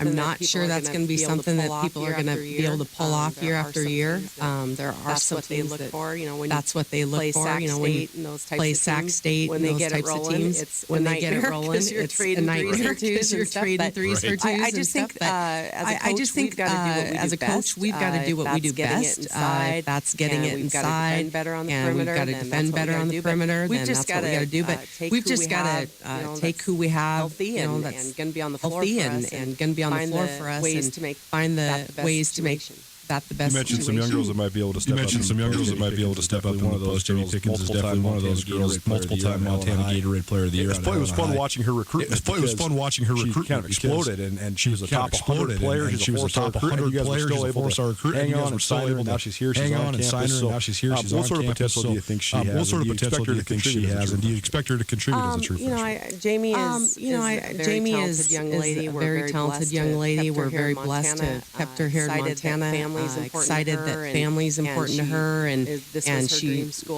was her dream school. Doesn't always happen. That doesn't always happen when kids get explode like that on the scene. Oftentimes, the bigger brighter lights can take them away from here. So we were ecstatic to keep Jamie here. I think she's a player that just has an unbelievable ceiling. She has the ability to score inside. She can shoot back three. She can shoot a step back three. She can pass. She can baseball that thing down on a dime. Throw that thing down on a dime. The length of the court. She's just got a lot of different gifts. She's a hard worker. And she's a hard worker. And I think that's the main thing that's going to make Jamie as good as she can be. I think she's got the potential to be an incredible player. How hard she works, and if she can stay healthy, and all those things that go along with it. But she's a very special one. You talked about some of the aspects of being a head coach that you don't experience, can't experience until you're a head coach. Is cultivating individual players to have success at potentially a next level, maybe could be the WNBA or overseas and those sorts of things. How much does that factor into you as a coach to say, hey, this kid's really talented, and I owe it to them the best player to make them the best player that they can be? Is that something that is the forefront of your mind? Like, hey, the forefront of your mind is like, hey, you're going to get better. When we coach you, you're going to get better. You're going to become your best self within the system of what we do. But it's not so maybe poignant about the individual. Well, Kaylee Valley probably would have been the first one. I would have had a chance. The first one I would have had a chance as a head coach to have that in the back of my mind. She was extremely talented and could have gone on to the next level. I believe she actually, I think, is trying to go overseas. Toying with trying to go overseas, even though she's married and didn't get her senior season, had the back-to-back ACLs. I've heard that she's looking at maybe trying to go overseas and play. But I don't think that's something. I mean, you always hope that if that's their dream, that they get that opportunity and they're done. I think when they're here, you're just concentrated on making them the best they can be, and hoping you get a championship. Year in, year out. And I just have never really thought about that. I just have never really thought about that down the line. I think obviously if things fall into place and the kid wants to do that and they're good enough, opportunities will definitely be there. Jace was one that probably could have gone overseas if she would have wanted to. She opted to stick around. In her heart. Tough to leave the man, right? She's finishing up, going to grad school. We're lucky she's going to be hanging around helping us out next year, and that'll be great for the ladies to have a player that's had her success and her ability ability to connect with people is magnetic. So great. Jennings Swain, head coach of the Montana Lady Grizz, the subject of our ESPN. I want to talk a little bit about. I want to talk a little bit about your history in the game. And you were a great player, the greatest player at the University of Montana. And you played at a time where women's basketball had started to get some traction nationally, certainly here in Montana. And I want to touch on that as well. But it still did not have anything like the profile that it now has. What was it like for you being an elite basketball player, in high school and then in college, that was still developing, certainly to what it now is? And when you look back on that, what do you think about that time? Does that register with you, or you just, hey, I love playing, let me out there? Oh, well, when you're immersed in it, you really don't know. When you're immersed in it, you really don't know any different. I oftentimes get asked by some of our parents and by some of our players. What was it like when you were recruited? How did you end up choosing Montana? And I remind them there was no. I remind them there was no internet.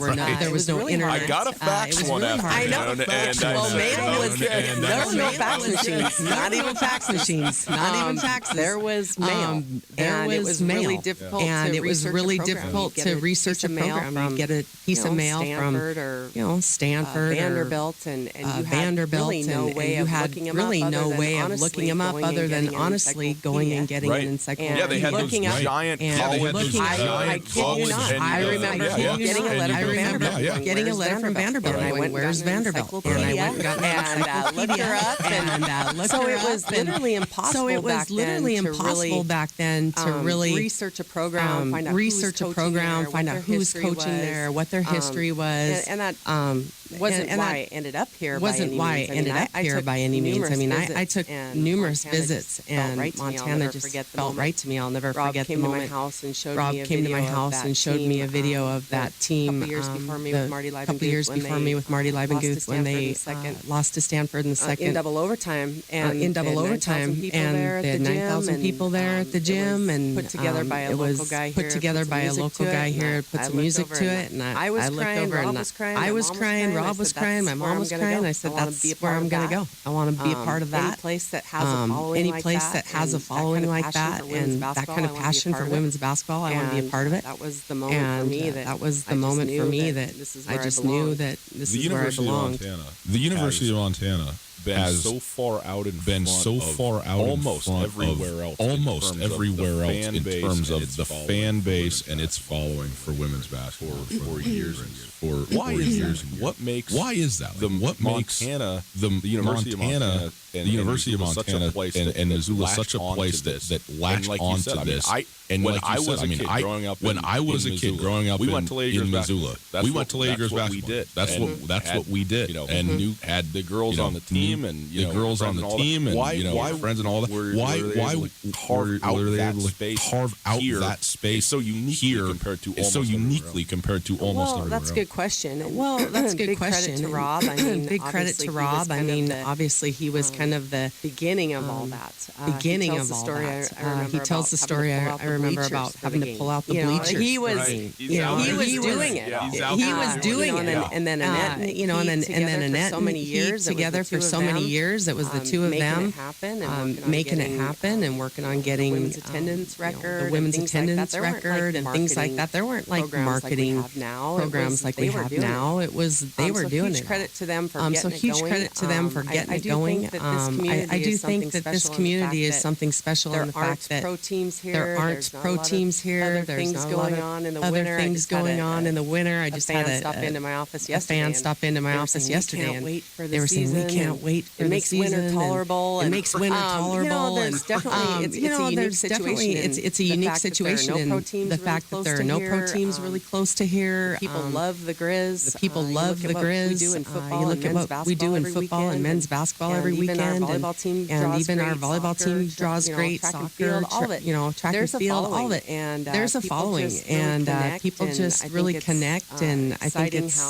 exciting how people in this community adopt just these kids into their adopt life, these even though kids they into may not their know life, them. even though I they have may people not all the know time them. asking me, I have people all the time who are the asking new me, kids, and who are the what's new going on, kids, and they're just what's excited going on, every year, and they're just it's excited every year, and it's very it's, special to be a part of something very like that, special to 'cause be a part of we go something on the like road that, all the 'cause time and play at we go on the road places all the that time and play at places absolutely that are absolutely big-name schools are with big nobody in name the schools stands, with and, nobody in the stands, it's and very special. it's very special. We keep talking about Robin keep Sullivan. talking He's been about the architect Robin of this Sullivan. entire He's been thing. the architect You played of this for him, entire you coached thing. under You him, played and for him, then you coached under him, and then you took what sort of over for I him. mean, this is such a What broad sort of question. I'm I sure mean, it's this is gonna be such a impossible for you to broad answer. question. I'm sure it's going to be impossible for you to completely. answer. But what sort of influences completely? he had But just what on- sort of on your influences life? he had just Well, on your I life? mean, Well, Rob I mean, probably other than Rob was my probably father, other you know, than my father, the you know, most the influential most influential person person in my life as a male figure. You know, when I played for him, you know, when I played for him, he was an incredible coach. an incredible coach in the fact made that you want to play hard for him, made you want to win play for hard him, for you knew him. how You wanted to much win for him. It You knew how disappointed him when much you didn't do it things disappointed that him he when you wanted didn't you do to be things doing that he out wanted there. you to be doing out He there. was Fun to be around. Fun to be around. Practices were I always think fun. practices were always fun. Your He experience made there, your experience there a positive one. And you know, he just had a great way of he just had a great way of connecting with young women, and you saw the way that all these Lady Grizz previous had been affected Lady by Grizz had been his affected by influence, his influence, and just what he's done here at the and just what he's done here at the university is incredible. The number of lives he's touched when we had our reunion when he retired. I think there was over 100 Lady Grizz that came back from that, from Alaska to Texas to back east. I mean, it was unbelievable. And I to say that other than Pat Summit, who's now passed away, I don't know if there's another program in the country that would have something like that. Somebody who stayed in a school that long, had the success that he's had, to be able to pull that many people back and feel connected still, and feel connected still. There's obviously that movie coming out, the house that Rob built, that Megan Harrington's been getting instrumental going, in and that's going to be getting really going, neat, and that's going to be really neat. I think to see people will really get an inside picture of of just how he's touched so many people, and the effect It is that he's tremendous had. when you go. It is tremendous when you go to a Lady Grizz game. That section underneath the south hoop full of Lady is Grizz just still full at every of Lady single Grizz still at every single game. And ladies are still in the area and so connected to the program. How important is that in How terms important of the, is that in the terms of camaraderie the camaraderie and the history that you tie into with your team and say, you know, these are on the wall. They're not just on the wall. They're in the building. They're here for you. And I would think probably in some cases mentoring and all of that as well. Well, that's a good point. Obviously, in the last three seasons, we haven't had the record we wanted to have. It was always kind of interesting to me. I thought, is this going to affect our fans, our numbers? Big shout out to all those Lady Grizz fans for sticking with us through all this. Our former Lady Grizz as well. Lady Grizz as well. I get tons of little messages and phone calls and things from them all the time. It's not about we love your wins team. and losses. It's not about the wins and losses. We're connected. We're Lady Grizz for life. We're going to support you no matter what. They've been there through thick and thin. They've been there through thick and thin. I think once you've been a part of this program, you just feel connected. It is neat seeing them all in the stands. It is neat seeing them all in the stands. They all feel like they're part of it, and they are. They're a part of it, and they are part of the reason. They are part of the reason that we're where we are today and what we have today. And oftentimes, I think this generation, we were actually just talking about this yesterday in a coaches meeting. These kids, I don't know if they understand what they're getting here, the experience that they're given, the education that they're given, all the things that come along with this. All the things that come along with this. I feel like as you get further and further out, you appreciate it a lot more. And that's our goal is to make these young ladies very appreciative of the experience that they're getting here. The experiences at the University of Montana as a whole. Athletic tradition for more than a century. Athletic tradition for more than a century, but the University of Montana Washington Grizzly Stadium was built. When Washington Grizzly Stadium was built, and changed everything. You were kind of on the forefront coming to score a couple years after that, but then your career was parallel with your career was parallel with the football team's rise, and then your first couple of years coaching, football team takes it to a completely different level, wins a national championship.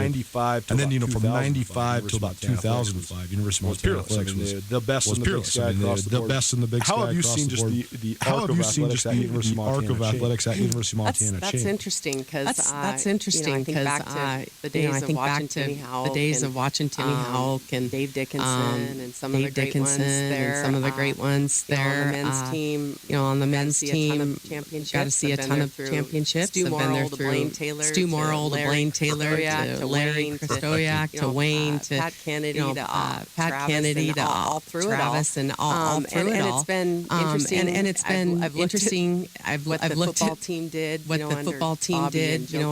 Bobby and Joe Glenn, and some of those great coaches. And I realize now how unbelievably hard it had to have been to do what they do, and you appreciate it a little bit more as you're a head coach, just knowing all the things that can happen that can change the season.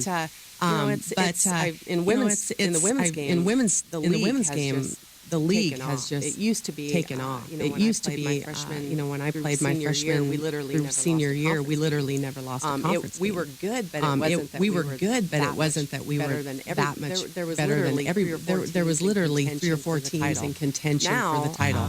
Now 1 through 11 are pretty darn salty every single night. The league's been that way. And the league's been that way. And it's just there's so many more girls playing AAU basketball at younger ages. Like you were talking earlier, the exposure on even the WNBA with even the WNBA is getting bigger and bigger, and their crowds are growing like crazy all the time. Social media, all that is just so much easier. To see women's basketball, and so it's definitely a lot. So it's definitely a lot more difficult to just dominate the way that we did back in the day. And I think the other sports are. We'll get you out here on this now. Basketball season before we even know it. So what gives you the most optimism about your upcoming season? I think what gives me the most optimism would be knowing the character, of the kids that I have back, and their desire to do what we haven't been able to do the last 3 years, and that's win a title. They're hungry. They know what it takes. They're hungry. They know what it takes. Barring the things that have happened to us, last year we still knocked off the number 1, 2, 4 team in the league. Going into the Big Sky Conference. Going into the Big Sky Conference, we had kids with the flu. Emma got a concussion. Gabby was throwing up all night, couldn't play. They were in the hospital getting IVs. A lot of people didn't know that about our opener against Southern Utah when we lost that day. So I mean, they had been through some really disappointing times. They're ready for some good things to be happening. We're ready for that as a staff. We're excited. We've got a challenging non-conference schedule with South Dakota was top 25, Arizona who won the WNIT last year. Really good game, Santa Clara down on the road in a tournament at Fullerton. I think, like you said, the Big Sky is going to be kind of open for whoever to win it. I really like what we have back in experience and tough things they've been through. I think they're ready to fight hard, and they know what they want. Thank you guys. Thank you. Thank you guys. This was fun. Shannon Swain, the head coach of the Montana Lady Grizz, sitting with us for the ESPN Roundtable. Outstanding to be with her, and our thanks to her for coming out and doing it. ESPN Roundtable presented Coulter by Paradise Falls. Paradise Falls down on the south end of town. It is football season as of now. Great spot to go sit and watch a game, and ESPN3, so all of the obscure sports, or not even obscure, but maybe small level, like, the FCS. You want to watch it? You can watch it at Paradise Falls. If you don't have tickets to the Grizz game, you need a place to dually watch the Grizz and the Cats, or it's a place to watch the Grizz. Either way, Paradise Falls got you covered. Like you said, Gus, they got ESPN3, so that means they have access to literally any game in the country, anytime. It's a great place if you need to get out of the house with your family. Great place for family eating. They got breakfast, lunch, and dinner, one of the best late happy hours in town. 18 draft beers, 30 big screen TVs. Paradise Falls, 3621 Brook Street in Missoula. Missoula's coolest hotspot. We'll take a quick break. We'll come back. We'll talk about how much more I know than Coulter about the NFL. That is everything, specifically Antonio Brown, next. Garden City Paint and Glass in Missoula is like your paint doctor. They take the pain out of painting. Don't trust your home to anything less than professional PPG paints from Garden City Paint and Glass. Go to visualizecolors.com. Scan in your room photo to see what color combinations will look best before painting. That's visualizecolors.com. Featuring professional PPG paints. Garden City Paint and Glass in Missoula. Across from the Southside McDonald's at 3217 Brooks. No matter how far you may go, there's always one just down the road. Town Pump, pump it up. Burning the candle at both ends? Stop by Town Pump. They've got the energy you need. Right now, Red Bull 8.4 ounces are only 3 for $5. Plus, pick up Hum Kombucha for only $2.99. Town Pump, serving our community since 1953.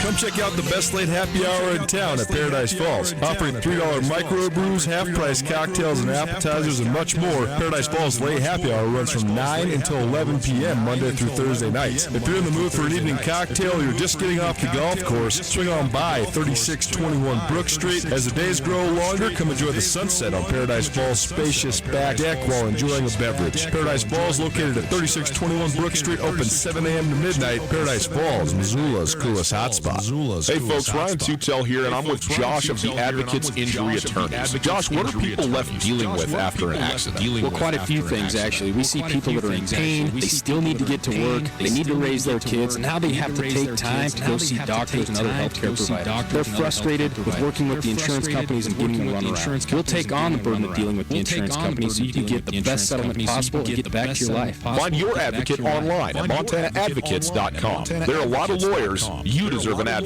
You deserve an advocate. Casey here from the Mud Project, inviting you to our annual garden party Saturday, September 7th. You don't want to miss Mud's biggest event of the year with food, live music, and dancing. Close out summer celebrating and supporting the community behind Missoula's sustainability efforts. Connect with other Mud members and learn what the folks at Mud have been up to. Saturday, September 7th, 6 to 10 at the Mud Project site on Wyoming Street. For details and tickets, go to mudproject.org. And don't forget to wear your dancing shoes. During International Suicide Prevention Week, September 8th through 15th, River Pines Horse Sanctuary invites the public to Horses for Hope, emotional strength training as a suicide prevention strategy, a well-being journey through the way of the horse. This workshop is an opportunity to learn important suicide prevention concepts through horse grooming, an activity that is known to boost oxytocin levels in the brain, lowering blood pressure, and fostering social connection responses. A limited number of appointments are available. Call 406-304-6433 to schedule yours today. ESPN Missoula Sports Center. Good afternoon, Ryan Tutel, Colton Nuanez, 102.9 ESPN Sports Center. In the first game of a pivotal 4-game set to close the season, the Billings Mustangs pushed Missoula to the brink with a 6-5 win in walk-off fashion Wednesday night. Pinch hitter Garrett Woolforth reduced Billings' magic number for clinching the second-half Pioneer League North title to 1 with 3 to play by stroking a game-winning RBI single in the bottom of the 10th inning at Beller Park. Missoula will need to win the final 3 games of the series to stay alive for the second-half title and a postseason berth, which comes with it. 5 Big Sky Conference teams appear to this week's Stats FCS Top 25 poll, including the Bobcats and the Grizzlies. The Cats come in at number 13, up 1 spot from last week, despite suffering a 45-10 loss at Texas Tech in their opener. MSU hosts number 12, Southeast Missouri State, on Saturday. SEMO posted a 44-26 win over Southern Illinois to move up 5 spots in the poll. Montana number 22 this week after a convincing 31-17 win over South Dakota of the Missouri Valley. The Grizz ranked number 25 in the first FCS poll, so they're up 3 spots. Eastern Washington is also in the top 10 at number 4. So is UC Davis at number 5, although they fell to Cal 27-13. Weaver State moved up 1 spot to number 7 after a 6-0 loss at San Diego State. And yes, game 1 of the NFL season, Bears, Packers, coming up at 6:20 NBC television.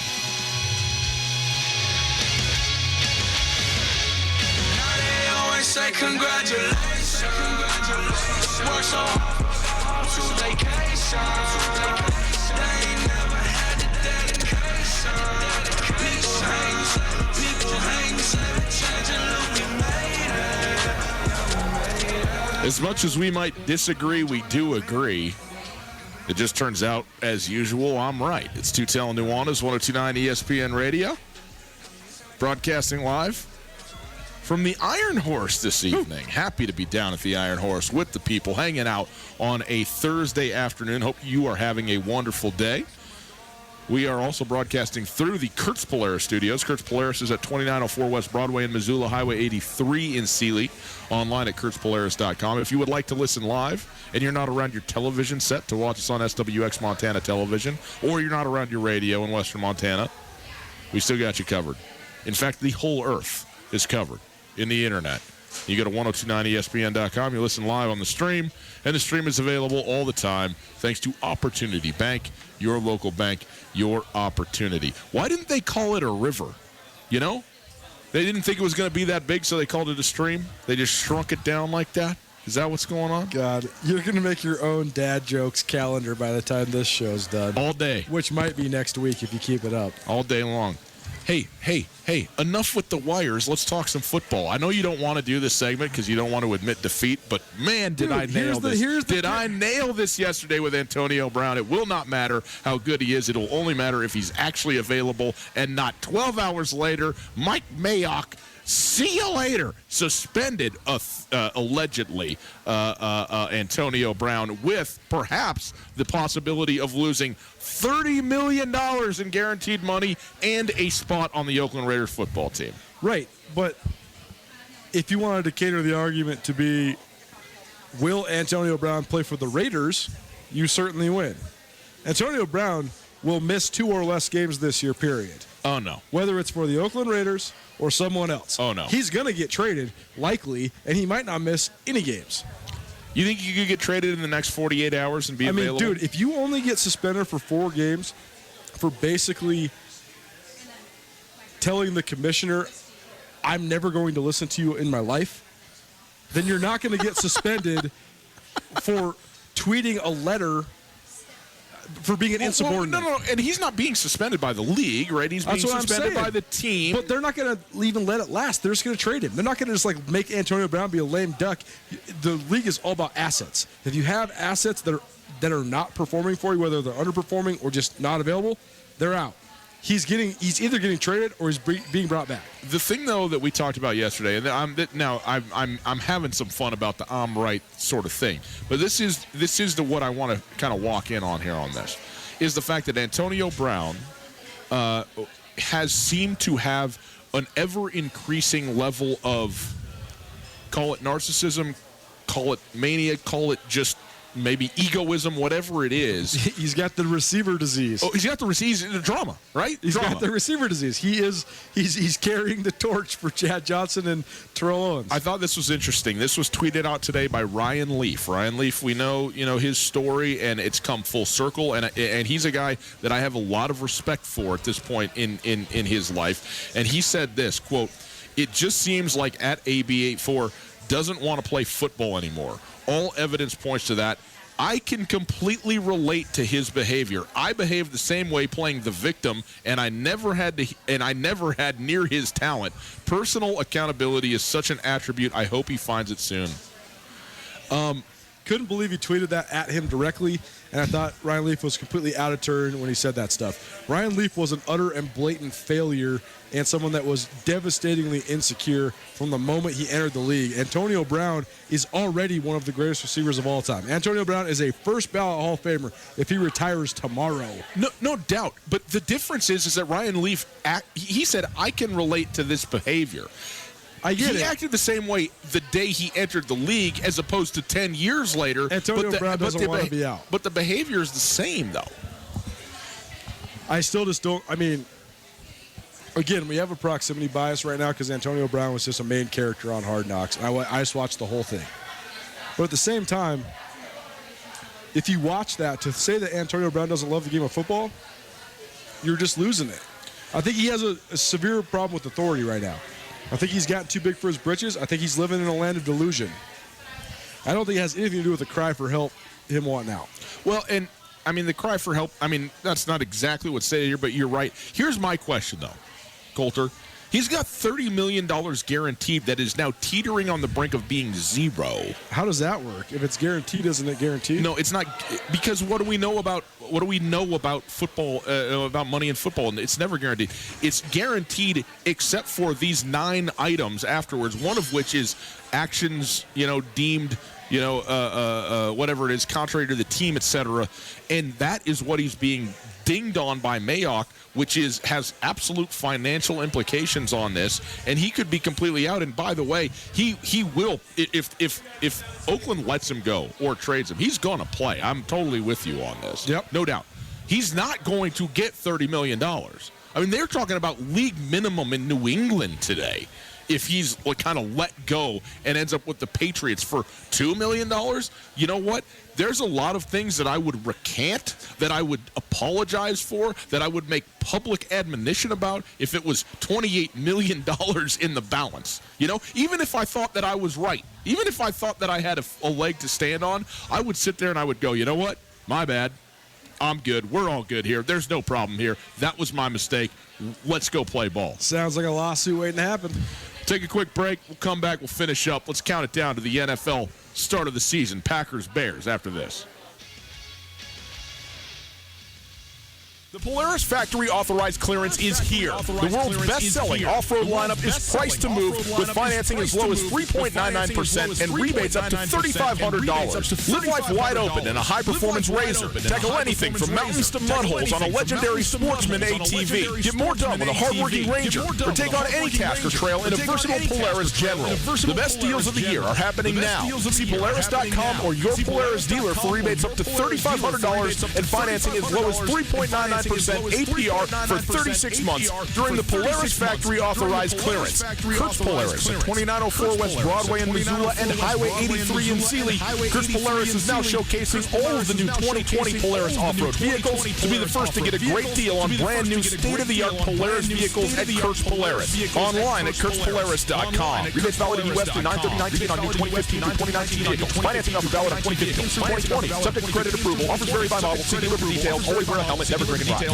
Alpine Touch has been part of the fabric of Montana for more than 60 years. Decades ago, Russell Street started selling his Touch of Magic in Whitefish. Years later, Alpine Touch's all-purpose seasoning remains a favorite. It's tailgating season, and there's no better way to spice up your grill before a Grizz game than with Alpine Touch. Go to alpinetouch.com now and use the checkout code ESPN10 for a 10% discount on your order. Alpine Touch is here to keep your mouth watering all football season.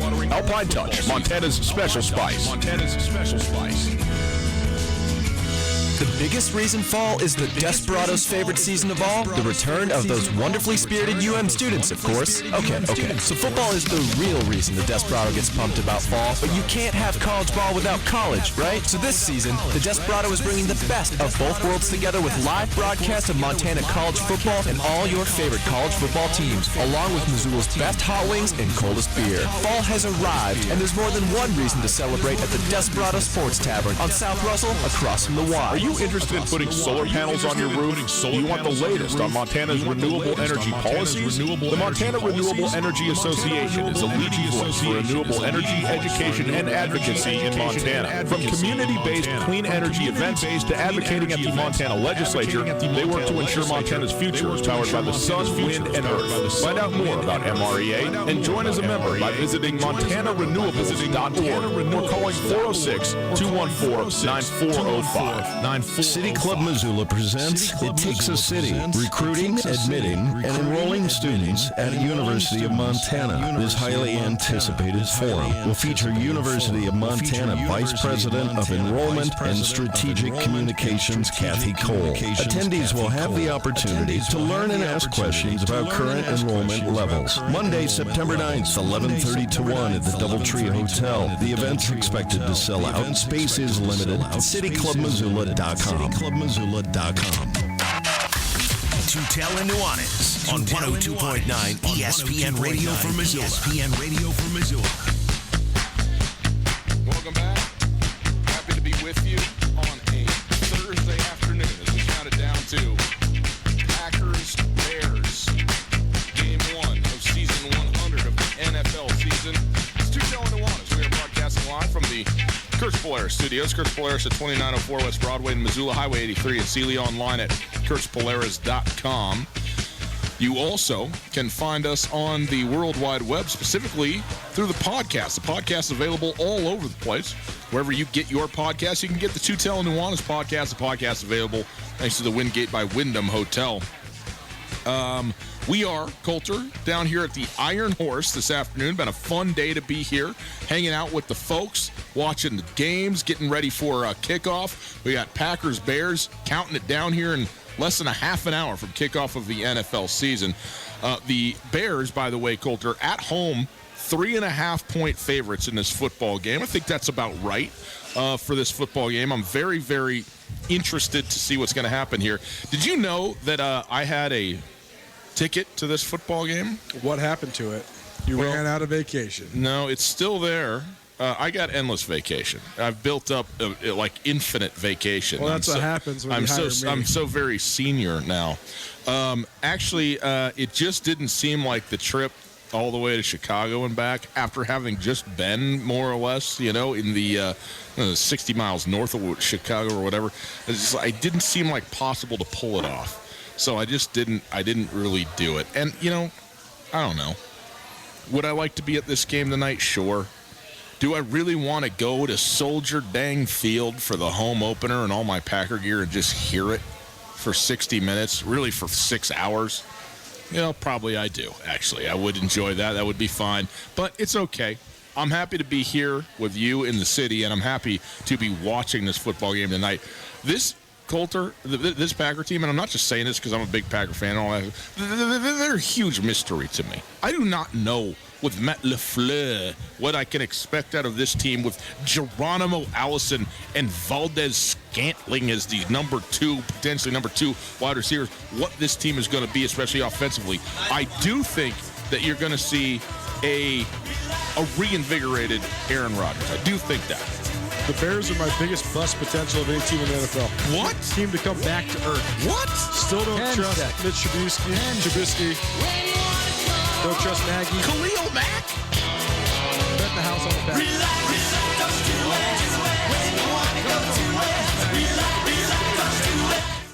Mark your calendar for the fourth annual Selway Armory tent sale. The lowest prices of the year on guns, ammunition, and accessories, and massive amounts of ammo to stock up for the entire year. September 13th and 14th in the Lolo Shopping Center parking lot on Highway 93. Tons of ammo, guns, and other items at below-cost blowout prices. September 13th and 14th, 10 a.m. to 7 p.m. on